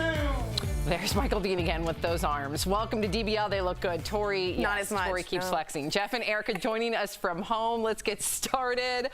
The drama is not over, you guys, for Rudy Giuliani. Sacha Baron Cohen is defending his prank, even though Giuliani called Cohen a stone-cold liar. That was his quote. So you'll remember the president's lawyer was tricked into appearing in the latest Borat movie. He was caught with his hands down his pants in a hotel room with an actress he thought was a journalist. Rudy says he was tucking in his shirt, but Cohen hit back today on GMA. Watch. Well, I would say that if the president's lawyer found what he did there appropriate behavior, then heaven knows what he's done with other female journalists in hotel rooms. And that's not all. Cohen went back into character as Borat, of course, to poke more fun at Giuliani. Take a look. Yag Shamash. I here to defend America's mayor, Rudy Giuliani. What was an innocent, sexy time encounter between a consenting man and my 15-year-old daughter have been turned into something disgusting by fake news media. Okay. All right. So, Jeff, is Giuliani handling this scandal the right way? What would you tell him to do? Because he's getting a lot of pushback on social. Of course he is, you know, and maybe for good reason, you know, but I haven't seen the tape yet, Sam. So all we have is a picture. Like I said yesterday, I don't want to judge a book by its cover, but if somebody is involved in pedophilia, we should look into it and they should be held accountable. What blows my mind is that Bill Clinton went to an island called Pedophile Island 26 times. He was on the manifest. We don't talk about that, but we talked about Rudy Giuliani 2 days in a row. I'm saying if you're a pedophile, we should talk about it and kind of clear the air. But let's talk about everybody then. Erica, I saw you. No, let's not talk about everybody because we need to stay focused on what matters right now. What matters is that this was a very highly inappropriate situation. I have been in several hotel rooms doing shoots, and generally I am the only female there, and there is just a sense of protocol as to how to conduct yourself. The idea that he was even alone in the bedroom section of this suite with a female reporter is suspect in itself, that they were alone together. The last time that I did a shoot in a hotel, everyone was so considerate of the fact that I was the only female in the room. Even when I mic'd, everyone removed themselves from the entire suite so that I could mic myself. So I just think the whole thing is completely suspect, and I want to talk about this because that's what we're talking about today, because he's actually relevant in this moment. What's even worse, Erica, is he thought that she was 15. He thought that she was 15 and that it was this person's daughter, Borat's daughter, who he didn't know was fake, right? So now you're talking about not only a female journalist, but an underage female journalist in a room. As you said, I've never put a mic down my crotch or front area ever. I've never done that. If you watch the clip, which I have, he does touch her lower area or butt area in a way that's totally inappropriate. This is a story from Fall of Grace. This was America's mayor. 9/11, he couldn't touch him with his popularity. He was beloved. This man has zero political credibility left, and he is the president's personal attorney. Get out of here. Jeff, any final rebuttals, or do you want me to move on? No, I mean, listen, I wasn't supporting him either, but you guys came down pretty hard, but we still blew past the second part of what I was talking about. So maybe one day we could get to that story. Got it. Okay, so Adele is back, but not with a new album, not even one song, but with a Saturday Night Live promo, you guys. I can't wait. Watch. Hi, I'm Adele, and I'm hosting Saturday Night Live this week with musical guest Her. Right, so tune in. It's fit to be wicked. I'm sorry, bad idea. That was a bad idea. Adele. Oh, my God. No worries, girlfriend. Okay, now that is good. Wow, obviously Adele's weight loss has people talking, but so does her American accent. Yes. So here's the thing. People want to hear her sing, but it seems like, based on what I'm reading, Eric, on social media, more people want to see her host. They want to see if she has some acting chops and if she's going to pick fun at all the haters who've been criticizing her weight loss. Only Adele could get away with being one of the most powerhouse voices in the world and go to SNL and never sing. Like, what is that about? It's crazy. What is that about? My theory is, and I'm with you, I think it's so awesome SNL took a chance on one of the best musical guests they have as the host, is because I think she's going into acting. I think Adele wants to go into hosting. She's got that Cardi B personality. Bloody hell! You know, she's got that really great personality. I could see her hosting a late night or doing some kind of award show. So way to go for Adele to take a challenge. Jeff, I want to hear. So is she not going to sing at all? I think she'll sing in a sketch, Jeff, maybe. do you think that somehow she'll sing, to Tori's point, either in a sketch, or do you think that somehow she really will be the singing guest and drop some new music? That's what I'm hoping. Well, to Tori's point, before we start giving her shows on late night, let's see how she does on SNL. That's not a knock on her at all. I think she's going to do great. And I applaud Adele, and I'm not knocking her in any way. I'm knocking Tori. I think it's great when people go outside their comfort zone, right? I think it's even better if she doesn't sing, because people are expecting her to sing. Like, it doesn't matter how she hosts, at least she'll sing at the end. I hope she doesn't sing and just shows her chops at hosting, because I love when people go outside their comfort zone. She's comfortable with singing. She probably will sing something, but I love it and I applaud it that she's going for it. And who knows, maybe she will have a hosting gig like Tori said one day, but let's see how she does Saturday first. Well, I want both. I'm going to be selfish here. I want both. Okay, so we're going to send a big congrats to Ryan Reynolds. The actor voted for the first time as an American citizen. There he is. He shared the news on social with a picture of him and his wife, Blake Lively. Ryan was born in Canada. Okay, so I want to go around the horn and just hear about everybody's first time voting. Erica, let's start with you. Do you remember the first time? Were you really motivated at the time, or was it just something that you did? I do remember the first time. I remember it being very, like, pedestrian, because I had been going to the polls with my grandmother, Big Mama, for, I mean, forever. So as long as I can remember. But I do want to give a shout out to my husband too, Anthony, because this was his first election that he was eligible as an American citizen. He's also a dual citizen from Canada. So it was a really big deal, and we sat down and had like almost like a lunch date with voting, because it took an hour and a half for us to like go through all the issues. So know your ballot, folks. Know what's on your ballot. Anthony was like reading the Declaration of Independence. He's so into it now. That's you. That's you, That's Tori. Anthony too. We're going to save Tori for last, Jeff, because you know Tori's first day to vote was like... No? Like her prom day. Like this was a big day for her, her wedding day. What about you, Jeff? Do you remember your first time voting? I absolutely remember, but I kind of want to change the subject. I want to hear Tori's story.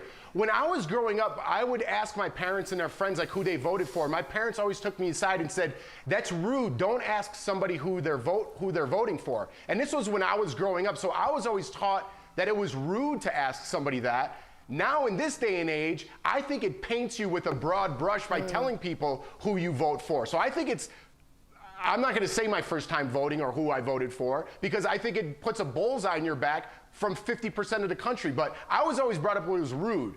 Now we could go to Tori's prom story, but I was wondering if you guys had the same thing. Yeah, we at different dinners, we would always say politics is off the table. I think things have changed since then. Maybe not, because it's at a very heightened political climate right now. But I think just knowing that you voted, right? That's the most important. And that's why you have barriers, Jeff. You're absolutely right. So no one can see who you're voting for. It is supposed to be something very personal. You're not meant to tell anyone. It just now, you're absolutely right. It's like you either wear the MAGA hat or you have the Biden-Harris sticker or nothing. And it's like black and white. So it used to be a lot more discreet. So let's hear about your best day of your life. Okay, I will just say this. I will also couch it with this big mama thing that Erica said. I went as a baby with my mom, and I got to hold the lever and pull. And I just want to recommend to anyone out there who has a grandchild or a daughter or a son or a sister or nephew or niece, take them with you.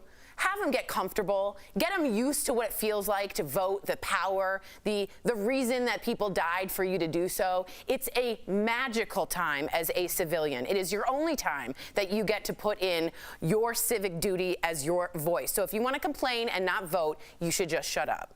Well, that was beautifully said. Thank you so much. Except the last part. The end was so mean. I went Except too far. the end was a little rough. Sorry, I ruined it. Little eraser. No, the end was the truth. Just tell the truth, Tori. Just tell the people the truth. I'm trying. Okay, Sorry. so we all have guilty pleasures. Maybe yours is McDonald's. Well, Prince William's, can you guess? It's KFC. Apparently, even royals appreciate fast food. The internet cannot get enough of these photos showing the prince longingly staring into a KFC restaurant. Of course, KFC took notice, and the chain called him your royal, are you ready? Highness in a tweet. Oh God, I feel like Tori wrote that. It's a good one. Okay, so guilty pleasure, Erica. What's your guilty pleasure? Oh man, I'm thinking about it now. Burger King Whopper with cheese, extra pickles. Yes. Okay, Jeff? Well, cheese is my guilty pleasure, but specific restaurant, Portillo's. If you know, you're from Chicagoland area, but they're all over now. Portillo's, forget it. Forget about it. What about you, Tori? I'm gonna get aboard the Burger King train. Somehow the mayo and the charred broiled, the smell, it's something that whispers to me as a siren. As a siren? Yeah. Sirens whisper? Yeah, you know, sirens sing. It's like a... Oh, I thought you meant like the actual... Like, oh, no, got sorry. It. Okay. Sorry. Yeah. And I think mine's just chocolate, right? Really? And you know, my dang husband can like literally have one little piece of chocolate. He's He'll go to the amazing. store and be like, I crave chocolate. He'll go get his little chocolate. He'll have one little piece, and then all night long, I'm like, there's chocolate in the fridge, there's chocolate in the cupboard, there's chocolate, chocolate, chocolate, chocolate, and then the chocolate's gone. Do you like white, milk, dark? All of it. Whoa. Yeah. Mm-hmm. All of it. Whoa. So, who's over there? Can we say hi? Who is it? Who is it? Do you want to say hi, love? Come here, bring him over. Here, just give me, it's Layton. Hi, Layton. It's our little one. We need some Layton He love. threw a diaper away. He goes, ew, it stinks. Say hi. Layton. Say hi. Say hi. Layton, I miss Say you. hi. Oh, I Say needed hi. that. Is it stinky? Hi, Layton. Stinky. It's stinky. It just changes diaper. Bye. Stinky. Jeff and Erica, don't go away. Coming up on DBL, we're talking to a chef who faced having her restaurant shut down for good because of the pandemic, but she did not let it hold her back. In fact, it led to a comeback that included feeding thousands of kids for free. Her powerful story next.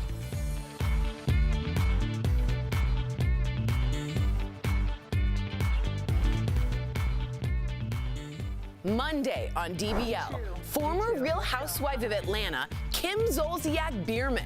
Will she ever return to the show that made her a star? There's not enough money, honey, for me to go back to the show. Period. That's Monday on DBL. Closed captioning provided by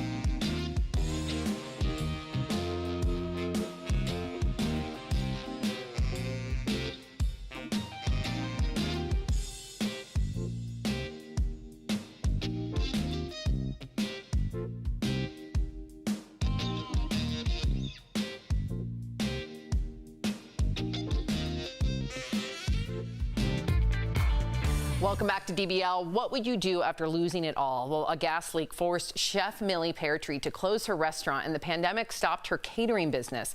But despite the hard knocks, she continues to cook and has served more than 22,000 meals for free. Jeff caught up with her earlier in today's DBL Spotlight.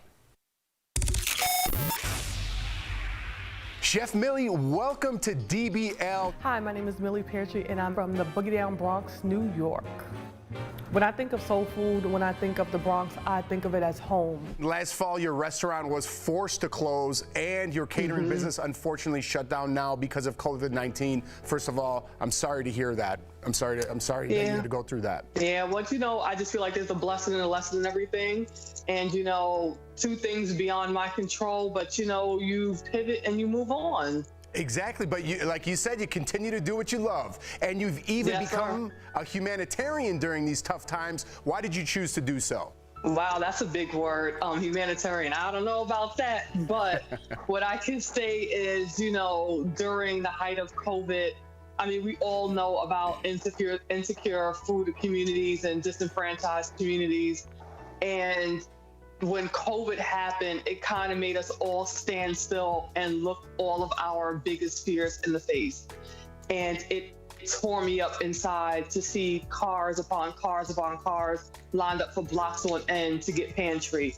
It broke my heart to not know where some children were going to get their next meal from due to limited or canceled food programs in my hometown of the Bronx, New York.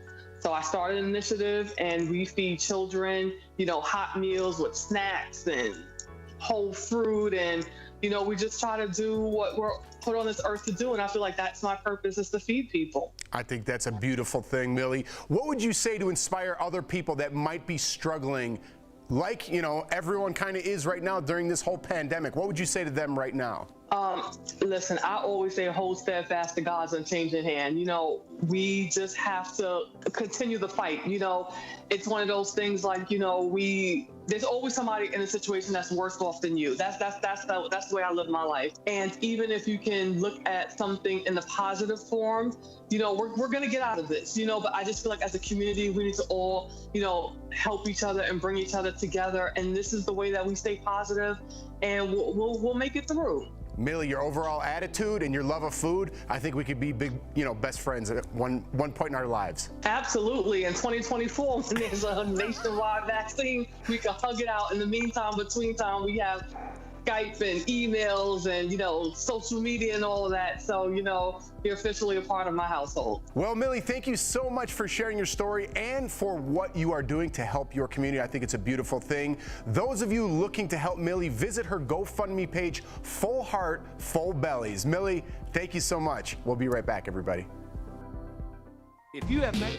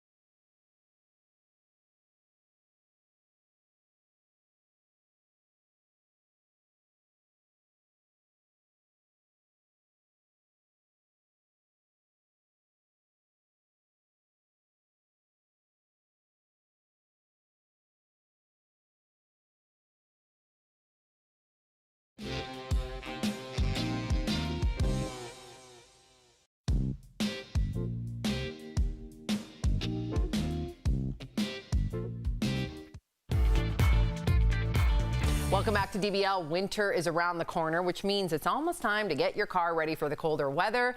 We're chatting about it in today's DBL Drive, sponsored by CarShield. So first, get yourself an emergency kit in your car. It gives you the peace of mind in case you get stranded. Erica's always said this to us. Also, since cars have more electrical features these days, your battery should always be fully charged. Remember that. And lastly, don't forget to replace your wiper blades if they don't seem to be working as well anymore, because then you have no visibility. So when it comes to your car, for peace of mind, get an auto protection plan with CarShield. CarShield protects their members from the high cost of auto repairs. Call 1-800-505-9619 for a free quote. Also, I think very important, my dad taught me at a very young age how to change a tire. So if you ever have a flat tire, you're all by yourself, you can't even call AAA, or you don't have the time, or whatever it may be, you should be able to learn how to change a tire. There's also lady cables or cables you can get. Lady cables? Well, they're softer on the hands. And you can really, it says plus, minus. And if you're stuck and need a jump, lady cables. Lady cables. Jeff, Erica, jump in here. No pun intended. Yeah, I don't know about your lady cables, Tori. Jeff, are you surprised that we know how to jump cars and change tires? What do you think about that, Jeff? I think just because you say you know doesn't mean you actually know. That's what I think. What? Wow. Do you want to have Burn. a tire off? You want to? Who? First of all, who built the better tent when we went camping? Who pitched a First of all, better Sam, I tent? wasn't talking to you. I was talking about Tori and her lady cables. If she broke down on the side of the road, she's never coming home. She's never coming home if she's by herself. Jeff basically just put a throwdown because the three of us were like, what? What did you say? Because I just want to throw this out there, Jeff. I know I'm coming for your neck all day. But who won the parallel parking contest between me and you? That's right, brother. That's right. Yep. I hit a car. All right. Yeah. I feel like this is I like got the to new take the Charlie's L going into the Angels. weekend. The ladies beat Jeff once again. We'll be right back. That's true. Yep. Promotional consideration is brought to you by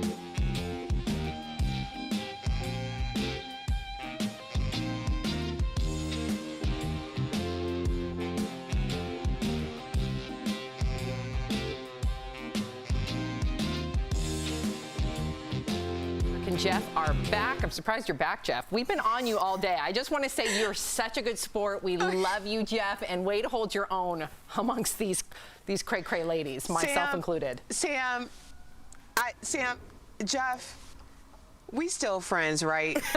If I come over with a case of White Claw, you gonna let me in, right? What about me? I get trampled on every day. All right, whatever. Listen, no matter what's said on this show, if you show up on my doorstep with White Claw, it all is forgiven. Yes, I'm there too. And poor Tori tried to get a word in just now. She said that we trample over her every day, Jeff. All the time. Jeff, you do. I don't even listen half the time to Tori. Tori, I love you. I love you too, Sam. We all love one another. We do. I want to read a couple of comments really quickly. Veronica says, I can never have just one piece of chocolate. You got to hide it from me for sure. I hear you. And then Brielle said, the show needs more Lawson, Layton, Sophie, and Miles. Can you imagine if we just had them do the show one day? Oh, my God. it would be entertaining for sure. Thank you, Hey, do we Jeff. have a Thank staff you, meeting after this or not? I'm so confused. Yeah, What'd we you have a say? meeting. We do have a meeting. What? We have a meeting today. Okay, happy weekend, everybody. I'll Thank talk to you, you Jeff and I'll Erica. talk to you guys in a bit.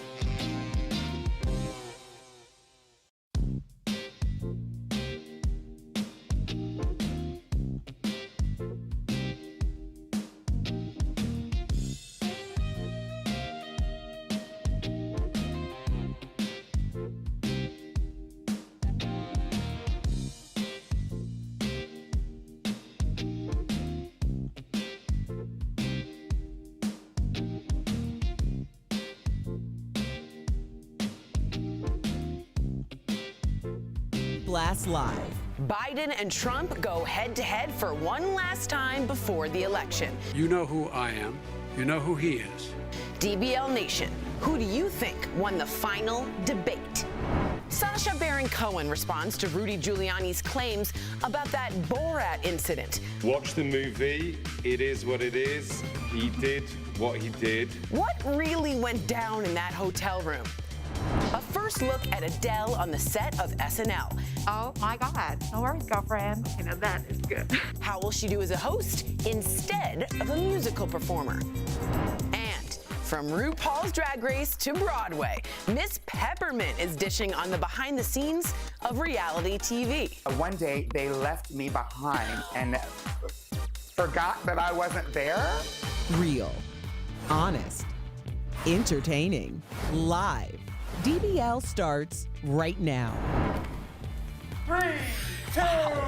Oh my goodness, Michael Dean looking good today. Welcome to DBL. It is Friday, October 23rd. I am Sam here with Tori. Did you just flex? Yeah, I was trying. Are you trying to compete with Michael Dean? No, I would never. Michael Dean is, we can't compete. He makes us all feel bad. Here's a shot at Michael Dean. Oh my God. Slow clap. Wow. Jeff and Erica joining us from home. Hey, Jeff. Hey, Erica. How are you? Happy Friday. Erica, give us a Friday, girl. It's a Friday when Michael Dean is showing the guns. Yes, yes, yes. All right, so did you all watch last night's final presidential debate? I hope you did. We finally got a more civil discussion between the two candidates, that's for sure. Here's a look at some of the key moments from last night. It will go away, and as I say, we're rounding the turn, we're rounding the corner. It's going away. We're learning to live with it. We have no choice. We can't lock ourselves up in a basement like Joe does. He says that we're learning to live with it. People are learning to die with it. Please respond, and then we're going to have follow-up If this stuff is questions. true about Russia, Ukraine, China, other countries, Iraq, if this is true, then he's a corrupt politician. All right, 5 former heads of the CIA, both parties, say what he's saying is a bunch of garbage. I'm the least racist person in this room. Nobody has done more for the black community than Donald Trump. And if you look, with the exception of Abraham Lincoln. Abraham Lincoln here is one of the most racist presidents we've had in modern history. This guy is a dog whistle about as big as a foghorn. Okay, so DBL Nation, of course, we always want to hear your opinion. You're already begin writing in, and I'm going to get to your comments. But let's do a little poll here. Who won last night's debate, President Trump or Joe Biden? Please go to dblvote.com to weigh in. All right, Jeff, I got to start with you. What was your overall impression of this debate? Well, first off, I want to say Kristen Welker did a fantastic job moderating yesterday. She was poignant. She's, I know the mute button helped, but I wanted to point out she did a fantastic job. I think, I would have liked some new questions, Sam. I wrote down a couple notes here. I think some new questions would have been nice. When she asked the questions, I knew the answers, what they were going to say on both sides before they answered. So I think some new questions in the mix would have been nice. Overall, I think the American public won yesterday. It was much more civil. You could hear the president talk and the former vice president talk. You could hear their thoughts being played out. But no matter what you think about Donald Trump, he raised his bar. Whatever he did last time, he raised his bar, even if it was lower than, expected. He was very considerate in the beginning. I think it got a little bit more catty in the end. They were trying to get their last blows in because they knew this was the last election. But I thought, or the last debate, I'm sorry. But I thought Donald Trump's strong point was, the reason I ran Joe was because of you. You had 47 years, 48 years, whatever it was to fix it. You had 8 years in the White House, and you didn't do anything, these things you said you were going to promise the American public you were going to do. So why should they believe you now? I think Donald Trump could hang his hat on that from last night's debate. I feel strongly that the bar for Donald Trump, is that Lawson or Layton? Hi, cutie. I hear them too. He's like, who's Where? there? We heard them, right? Yeah, we both heard it. Maybe it was Sophie somehow. Maybe Sophie's here, but go ahead, Tori. They're downstairs screaming, sorry. They don't like politics either. They don't like the debate. I thought the bar was basically the floor for Donald Trump since it was such a dumpster fire. I thought Kristen Welker won the debate by far. She was excellent. Her questions were pointed, and she kept everyone online. Joe Biden had the best debate of his entire presidential run. He was sharp. He was there. He was quick. He may have stuttered a little bit because he does have a stutter, but he had rehearsed answers that made sense. I think when he really shone the most, when was talking about those children, those 545 children who somehow we have lost their parents. When you saw Joe speak about that and say, it's not like they came with coyotes or low IQs. They came with parents, with people. And you know what? Joe Biden has lost a child. He's lost many things in his life after that accident. Then he lost Beau Biden. If anyone can understand what it's like to lose a child, it is Joe Biden. And that empathy is such a huge contrast to when you heard Donald Trump say, go ahead, let's move on. That moment for me sung for Joe Biden. Okay, before I get Erica in, great point, Tori and Jeff, both of your points. In fact, I feel like you're echoing everything that our DBL Nation is saying, but I do want to get in some comments. LMN1503, hi, on Twitter says, this sealed my choice. Trump 4 more years with no looking back or regrets. E Black on Facebook, Biden is doom and gloom for America. Trump is hope and growth. Doretta says, so tired of the bar being so low for Donald and so high for Joe. And finally, J. David Murphy on Twitter says, the winner last night, Mr. Mute Button. Erica, what did you make of last night? Any moments stood out for you? Who do you think won the debate? Well, I have to agree with Jeff on the point that the American public won the debate, and it's actually kind of sad that that's who won, because this was the first debate and first showing that didn't embarrass us completely as a nation. You have to consider that 50 million Americans have already voted. This is of a country of 328 million, and not all of those 328 million are actually eligible to vote. So that's a significant number going in. I don't think this debate changed who people people were voting for at all. What it did was finally give us some civility. If the bar for a president is civility, then that really bothers me, because the bar that was set before would be like substandard to anyone who I would actually let in the front door of my home. I think the big moment for Joe Biden was addressing the 220,000 people who have lost their lives to COVID and talking about the plan that has not existed. That's 220,000 American families. These are people who are watching, wanting to know, are they going to lose another loved one? Many have lost multiple, and we just gloss over this like it's some kind of stat of, like, I don't know, ants or something. These are people's lives. Someone needs to be held accountable.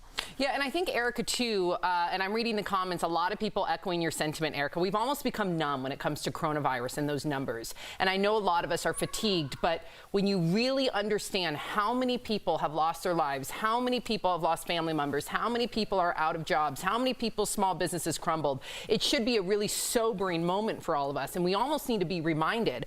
One moment that stuck out to me, and I felt like, Jeff, you know, correct me if I'm wrong, but I felt like you would have like leapt off your chair last night, is when Joe Biden said this.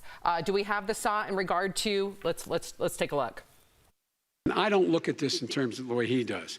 Blue states and red states. They're all the United States. And look at the states that are having such a spike in the coronavirus. They're the red states, but they're all Americans. They're all American. Yeah, it's the same time when he said, you know, I don't see red or I don't see blue. I see the United States. We're all Americans. He said that in so many words. I'm sure I botched the quote. But, Jeff, what did you make of that? I want more of that. And I was happy to see Donald Trump be more civil. But to Erica's point, there was boundaries for both of them set up last night. Would they both have been more civil and more presidential if those boundaries and rules weren't in place last night?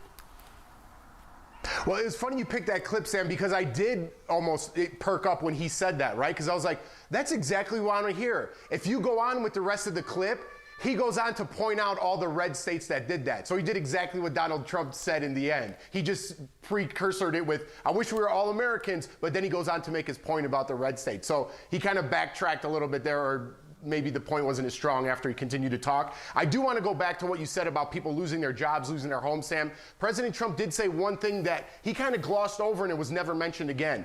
Depression, suicide rates are all on the rise. They're skyrocketing. Nobody seems to care about those numbers at all. I mean, at least we mentioned COVID numbers. Nobody's talking about the depression rate, what it's going to be like when we come out of this thing on the other end, whenever that may be, what the numbers are going to be for suicide, the people that are going to have to use medication after this. I mean, we're going to have to psychologically build up America again, and nobody's talking about that. Valid point. Very valid point. I really appreciate Jeff's point, because even before COVID, you have to realize that the suicide rate in this country, we lose a commercial airliner a day. Imagine if a commercial airline plane crashed a day. That would be like major headline news. We never talk about that. And that was before the pandemic. Now we're having people who are experiencing issues because of isolation, and it's magnified. So the idea that we have 220,000 people who have been confirmed cases died of COVID. What about all of the people who are also dying of COVID because of this mental health situation? And I appreciate that Jeff brought that up. I appreciate that was identified at all, because we are in a major crisis. And to go back and forth and act like these are the two most important people in the world, they are very important. But when it really comes down to it, does it matter if nobody's here? Fair point. Wow. Are you okay, Tori? Yeah, I just fell. Let's look at our megaphone. 49% believe Trump won the debate, and 51% of you believe Vice President Biden won the debate. And the viewership was down. I should say that as well. We'll be right back.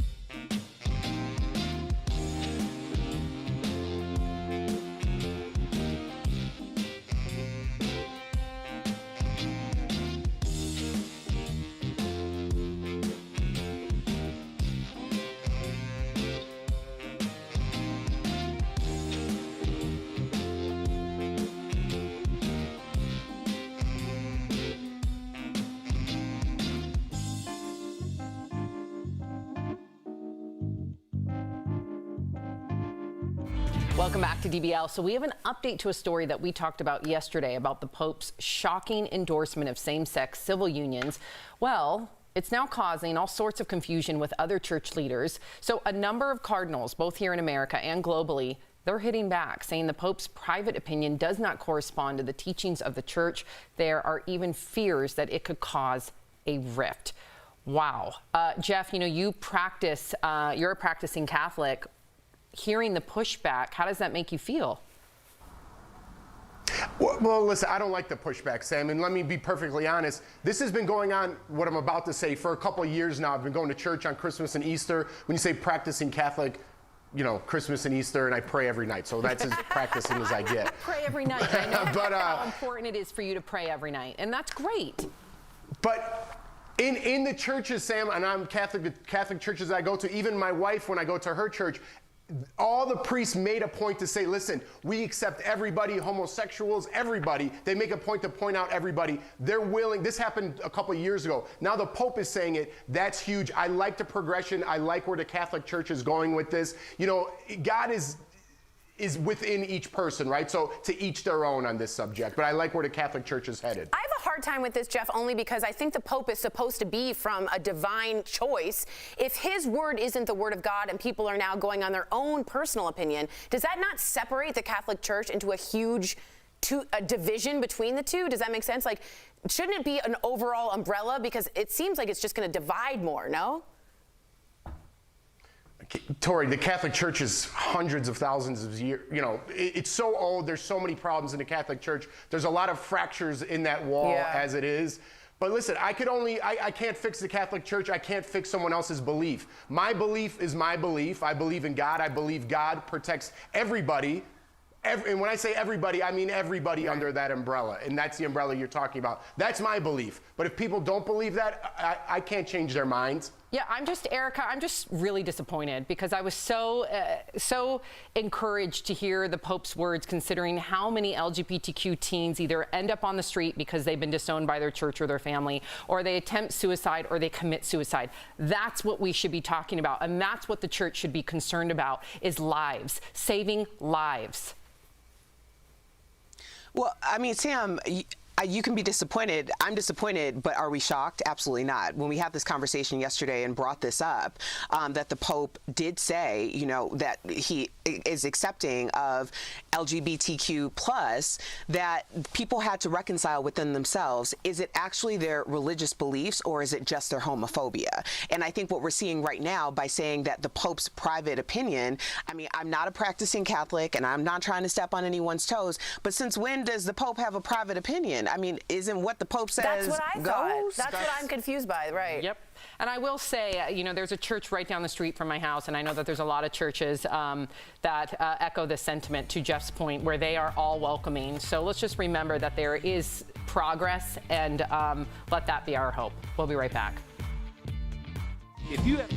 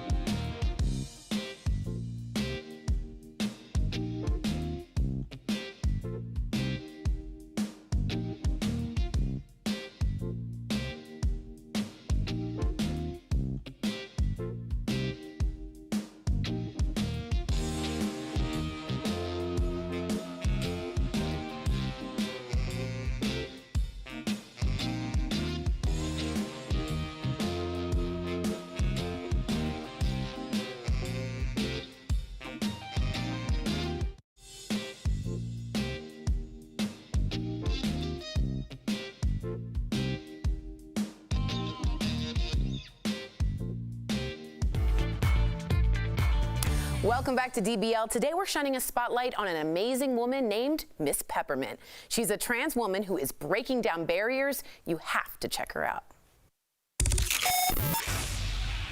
The multi-talented actress, singer, songwriter, activist, and drag queen, Miss Peppermint. Thank you so much for joining us on DBL. For those who are not yet familiar with you, you were the very first trans woman to originate a role on Broadway in Head Over Heels in 2018.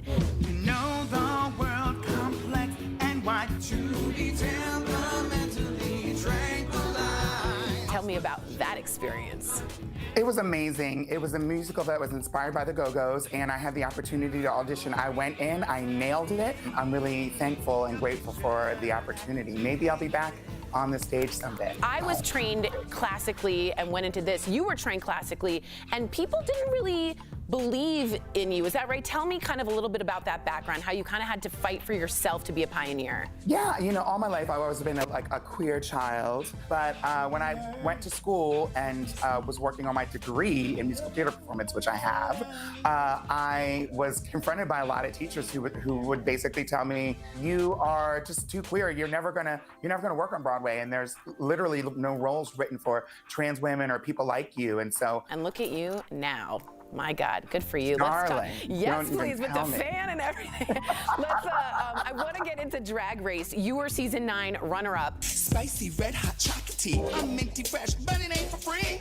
What has that experience meant to you? And do you have any sort of funny behind-the-scenes story? Doing reality TV shows, unlike anything else, you cannot prepare for it. And so when I got there, I was quite surprised to find out that you were not allowed to talk to each other. You don't have a name, you have a number. Does that make sense? Yeah. One day, they left me behind and forgot that I wasn't there. And I'm like, wait a minute, I'm one of the 13 people on your TV show. And that was a whole big thing. Somebody got fired. I was like terrified. I knew, I was like, RuPaul is trying to sabotage my game. Like I had this whole thing going on. But obviously I made it to the end, and it's something that I'm very grateful for. You have a new album, A Girl Like Me. I want to know about this album and what is it? Why is it so personal to you? You don't want nobody seeing me with you. Songs are all about, you know, my boobies and putting money in them and feeling fun and looking cute and working the runway and look at my shoes. And all those things are very real to me. But while I was having my Broadway experience, I was in a relationship, and it was the best relationship I'd ever had up to the point it lasted about a year. And then basically decided to put that story to music. Wow. The whole theme across the whole project is letters to my lovers. Wow. And really good, reads them the riot act. Oh, yes. I gotta be honest, breakup albums are like my thing. Like, I'm like Taylor Swift crying in the shower. Like, I can't wait to listen to this. This is right up my alley. I do want to get to some of your activism. Even with this pandemic, murders of transgender people in 2020 has already surpassed the total for last year. And that's just in 7 months. We talk about it a lot on the show. Why does this continue to be such a deadly problem for trans people? What is your take on all of this? I mean, and the short answer is it's just plain discrimination. But I think that people do not understand that the people that are murdering many of these individual stories, it's at the hands of our boyfriends, our lovers, intimate partner violence. And it's not because our partners don't like us at all and want to kill us. It's that our partners would rather kill us than have anyone else know that they are with a trans person. That's the ticket. They do like us a lot, but what they hold at a higher regard is what other men think of them. And I think it's really important that we focus on and destigmatize those types of relationships and really open it up. And when we can break that down, I'm speaking to everyone who's not trans, because the problem with the murder of trans people is not trans people, it's everyone else. And I think that's really important. I consider myself progressive, I consider myself well-rounded, and I've never seen it from that angle. The shame of that, which is coming from other stereotypes, is what's causing the violence. It's so fascinating and so important that you brought that up. Thank you so much for joining us on DBL and for really giving us a different perspective. That's why representation matters, so we can actually hear from people like you and learn. Everyone go and pick up Miss Peppermint's new album, A Girl Like Me. It is out now. Thanks so much. We'll be right back. Promotional consideration.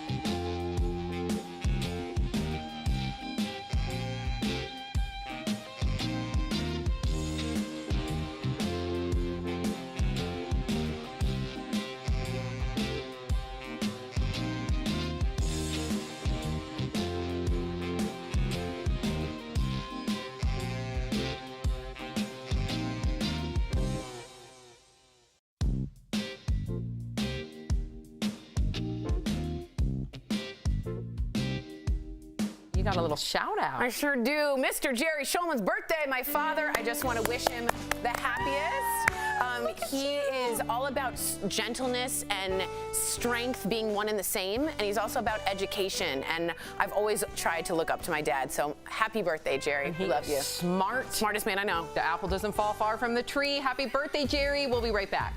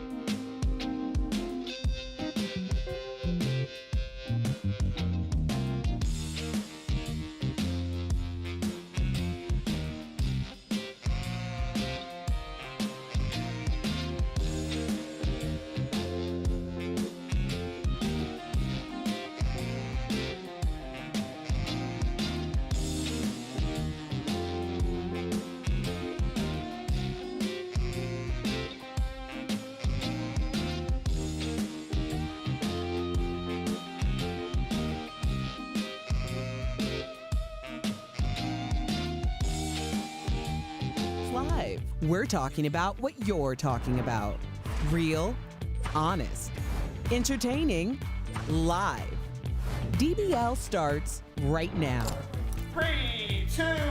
There's Michael Dean again with those arms. Welcome to DBL. They look good. Tori, Not as much. Tori keeps No. flexing. Jeff and Erica joining us from home. Let's get started. The drama is not over, you guys, for Rudy Giuliani. Sacha Baron Cohen is defending his prank, even though Giuliani called Cohen a stone-cold liar. That was his quote. So you'll remember the president's lawyer was tricked into appearing in the latest Borat movie. He was caught with his hands down his pants in a hotel room with an actress he thought was a journalist. Rudy says he was tucking in his shirt, but Cohen hit back today on GMA. Watch. Well, I would say that if the president's lawyer found what he did there appropriate behavior, then heaven knows what he's done with other female journalists in hotel rooms. And that's not all. Cohen went back into character as Borat, of course, to poke more fun at Giuliani. Take a look. Yag Shamash. I here to defend America's mayor, Rudy Giuliani. What was an innocent, sexy time encounter between a consenting man and my 15-year-old daughter have been turned into something disgusting by fake news media. Okay. All right. So, Jeff, is Giuliani handling this scandal the right way? What would you tell him to do? Because he's getting a lot of pushback on social. Of course he is, you know, and maybe for good reason, you know, but I haven't seen the tape yet, Sam. So all we have is a picture. Like I said yesterday, I don't want to judge a book by its cover, but if somebody is involved in pedophilia, we should look into it and they should be held accountable. What blows my mind is that Bill Clinton went to an island called Pedophile Island 26 times. He was on the manifest. We don't talk about that, but we talked about Rudy Giuliani 2 days in a row. I'm saying if you're a pedophile, we should talk about it and kind of clear the air. But let's talk about everybody then. Erica, I saw you. No, let's not talk about everybody because we need to stay focused on what matters right now. What matters is that this was a very highly inappropriate situation. I have been in several hotel rooms doing shoots, and generally I am the only female there, and there is just a sense of protocol as to how to conduct yourself. The idea that he was even alone in the bedroom section of this suite with a female reporter is suspect in itself, that they were alone together. The last time that I did a shoot in a hotel, everyone was so considerate of the fact that I was the only female in the room. Even when I mic'd, everyone removed themselves from the entire suite so that I could mic myself. So I just think the whole thing is completely suspect, and I want to talk about this because that's what we're talking about today, because he's actually relevant in this moment. What's even worse, Erica, is he thought that she was 15. He thought that she was 15 and that it was this person's daughter, Borat's daughter, who he didn't know was fake, right? So now you're talking about not only a female journalist, but an underage female journalist in a room. As you said, I've never put a mic down my crotch or front area ever. I've never done that. If you watch the clip, which I have, he does touch her lower area or butt area in a way that's totally inappropriate. This is a story from Fall of Grace. This was America's mayor. 9/11, he couldn't touch him with his popularity. He was beloved. This man has zero political credibility left, and he is the president's personal attorney. Get out of here. Jeff, any final rebuttals, or do you want me to move on? No, I mean, listen, I wasn't supporting him either, but you guys came down pretty hard, but we still blew past the second part of what I was talking about. So maybe one day we could get to that story. Got it. Okay, so Adele is back, but not with a new album, not even one song, but with a Saturday Night Live promo, you guys. I can't wait. Watch.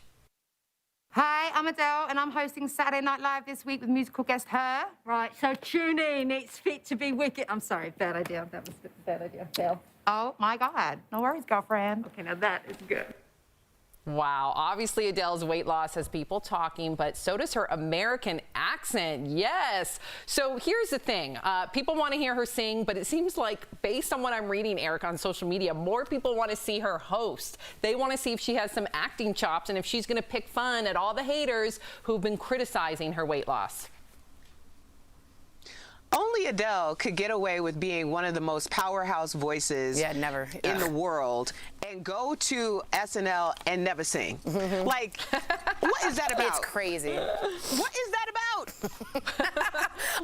My theory is, and I'm with you, I think it's so awesome SNL took a chance on one of the best musical guests they have as the host, is because I think she's going into acting. I think Adele wants to go into hosting. She's got that Cardi B personality. Bloody hell! You know, she's got that really great personality. I could see her hosting a late night or doing some kind of award show. So way to go for Adele to take a challenge. Jeff, I want to hear. So is she not going to sing at all? I think she'll sing in a sketch, Jeff, maybe. do you think that somehow she'll sing, to Tori's point, either in a sketch, or do you think that somehow she really will be the singing guest and drop some new music? That's what I'm hoping. Well, to Tori's point, before we start giving her shows on late night, let's see how she does on SNL. That's not a knock on her at all. I think she's going to do great. And I applaud Adele, and I'm not knocking her in any way. I'm knocking Tori. I think it's great when people go outside their comfort zone, right? I think it's even better if she doesn't sing, because people are expecting her to sing. Like, it doesn't matter how she hosts, at least she'll sing at the end. I hope she doesn't sing and just shows her chops at hosting, because I love when people go outside their comfort zone. She's comfortable with singing. She probably will sing something, but I love it and I applaud it that she's going for it. And who knows, maybe she will have a hosting gig like Tori said one day, but let's see how she does Saturday first. I want both. I'm going to be selfish here. She'll sing. I want both. Okay, so we're going to send a big congrats to Ryan Reynolds. The actor voted for the first time as an American citizen. There he is. He shared the news on social with a picture of him and his wife, Blake Lively. Ryan was born in Canada. Okay, so I want to go around the horn and just hear about everybody's first time voting. Erica, let's start with you. Do you remember the first time? Were you really motivated at the time, or was it just something that you did? I do remember the first time. I remember it being very, like, pedestrian, because I had been going to the polls with my grandmother, Big Mama, for, I mean, forever. so as long as I can remember. But I do want to give a shout out to my husband too, Anthony, because this was his first election that he was eligible as an American citizen. He's also a dual citizen from Canada. So it was a really big deal, and we sat down and had like almost like a lunch date with voting, because it took an hour and a half for us to like go through all the issues. So know your ballot, folks. Know what's on your ballot. Anthony was like reading the Declaration of Independence. He's so into it now. That's you. That's you, That's Tori. Anthony, too. We're going to save Tori for last, Jeff, because you know Tori's first day to vote was like... No? Like her prom day. Like this was a big day for her wedding day. What about you, Jeff? Do you remember your first time voting? I absolutely remember, but I kind of want to change the subject. I want to hear Tori's story. When I was growing up, I would ask my parents and their friends like who they voted for. My parents always took me aside and said, "That's rude. Don't ask somebody who they're voting for." And this was when I was growing up, so I was always taught that it was rude to ask somebody that. Now, in this day and age, I think it paints you with a broad brush by telling people who you vote for. So I think I'm not going to say my first time voting or who I voted for, because I think it puts a bullseye in your back from 50% of the country. But I was always brought up when it was rude.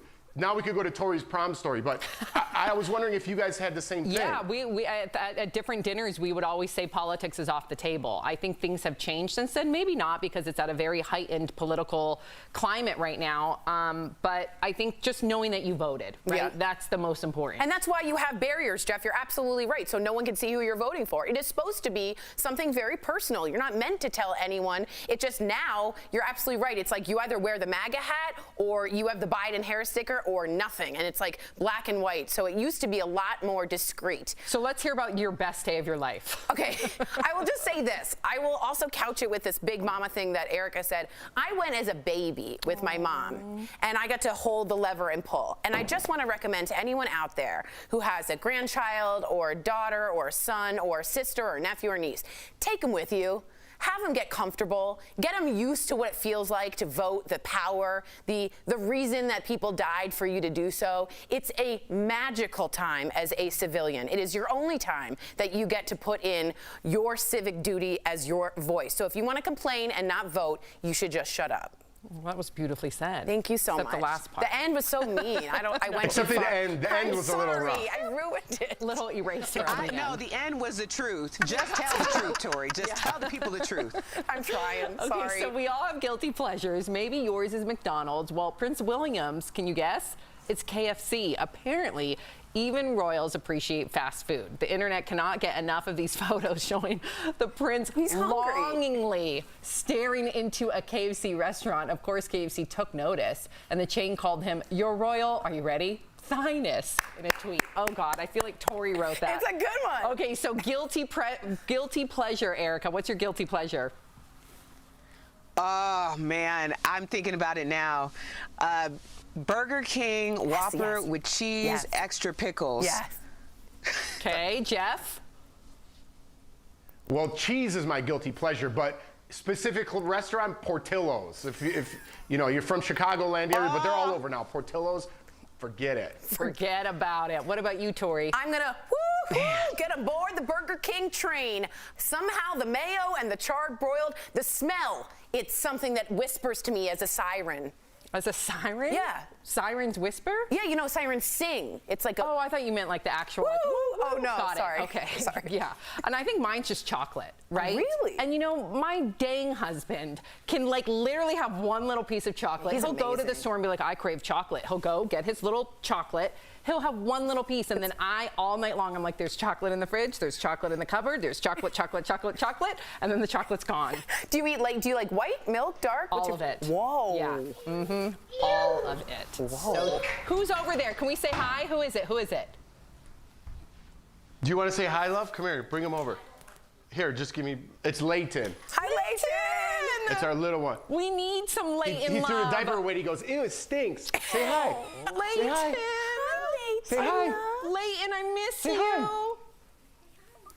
Oh, I Say needed hi. that. Is it stinky? Hi, Layton. Stinky. It's stinky. It just changes diaper. Bye. Stinky. Jeff and Erica, don't go away. Coming up on DBL, we're talking to a chef who faced having her restaurant shut down for good because of the pandemic, but she did not let it hold her back. In fact, it led to a comeback that included feeding thousands of kids for free. Her powerful story next.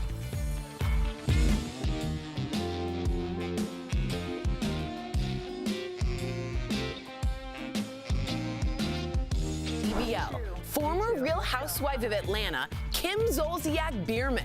Will she ever return to the show that made her a star? There's not enough money, honey, for me to go back to the show. Period. That's Monday on DBL. Closed captioning provided by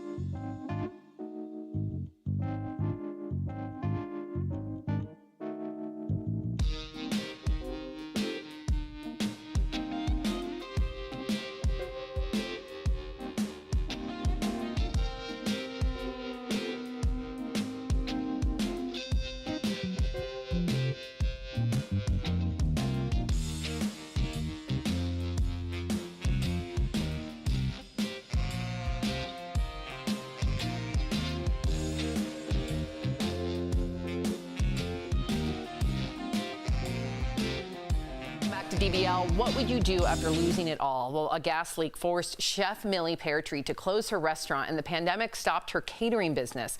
But despite the hard knock, she continues to cook and has served more than 22,000 meals for free. Jeff caught up with her earlier in today's DBL Spotlight. Chef Millie, welcome to DBL. Hi, my name is Millie Pear, and I'm from the Boogie Down Bronx, New York. When I think of soul food, when I think of the Bronx, I think of it as home. Last fall, your restaurant was forced to close, and your catering business unfortunately shut down now because of COVID-19. First of all, I'm sorry to hear that. I'm sorry that you had to go through that. Yeah, well, I just feel like there's a blessing and a lesson in everything. And, two things beyond my control, but, you pivot and you move on. Exactly, but like you said, you continue to do what you love, and you've even become a humanitarian during these tough times. Why did you choose to do so? Wow, that's a big word, humanitarian. I don't know about that, but what I can say is, during the height of COVID, we all know about insecure food communities and disenfranchised communities, and when COVID happened, it kind of made us all stand still and look all of our biggest fears in the face. And it tore me up inside to see cars upon cars upon cars lined up for blocks on end to get pantry.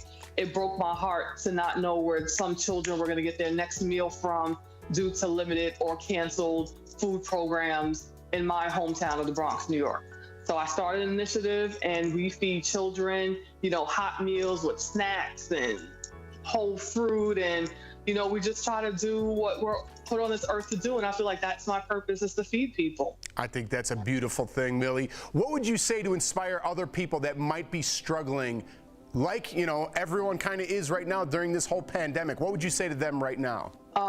Listen, I always say hold steadfast to God's unchanging hand. We just have to continue the fight. It's one of those things like, there's always somebody in a situation that's worse off than you. That's the way I live my life. And even if you can look at something in the positive form, we're going to get out of this, but I just feel like as a community, we need to all, help each other and bring each other together. And this is the way that we stay positive, and we'll make it through. Millie, your overall attitude and your love of food, I think we could be big, best friends at one point in our lives. Absolutely. In 2024, when there's a nationwide vaccine, we can hug it out. In the meantime, between time, we have Skype and emails and, social media and all of that. So, you're officially a part of my household. Well, Millie, thank you so much for sharing your story and for what you are doing to help your community. I think it's a beautiful thing. Those of you looking to help Millie, visit her GoFundMe page, Full Heart, Full Bellies. Millie, thank you so much. We'll be right back, everybody. If you have Medicare,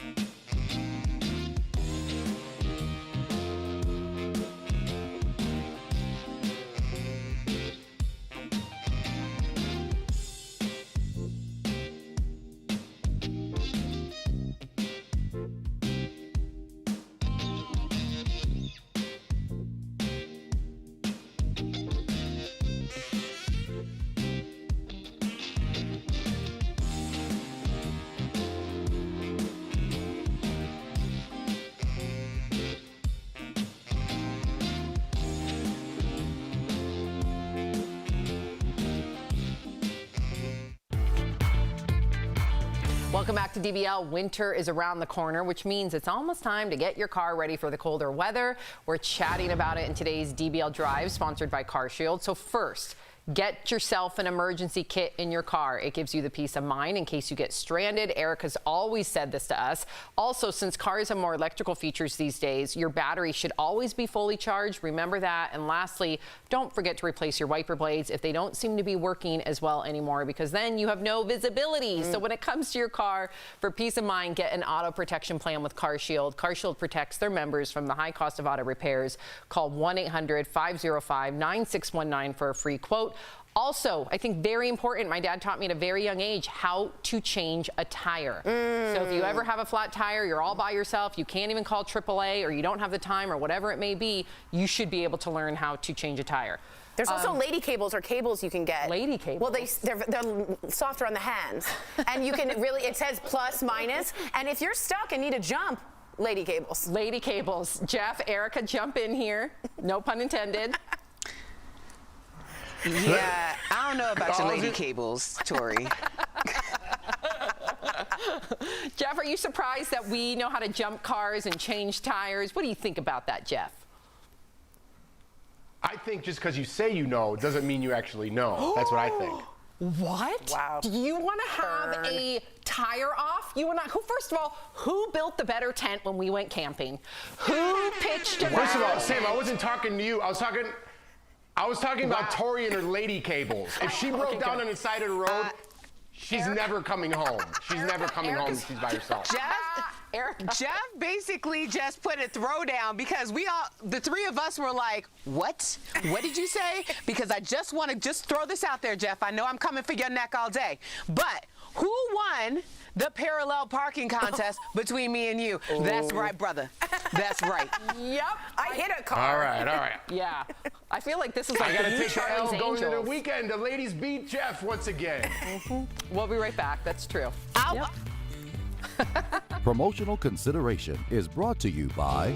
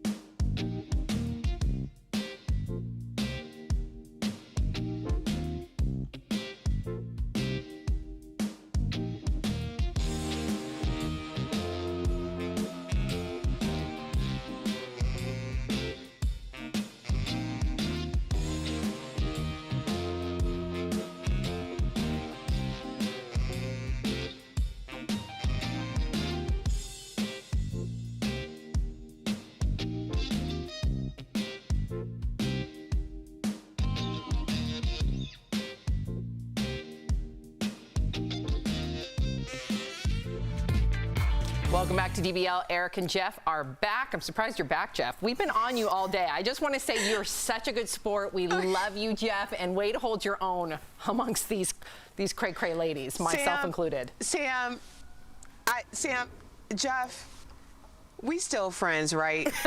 If I come over with a case of White Claw, you're going to let me in, right? What about me? I get trampled on every day. All right, whatever. Listen, no matter what's said on this show, if you show up on my doorstep with White Claw, it all is forgiven. Yes. I'm there too.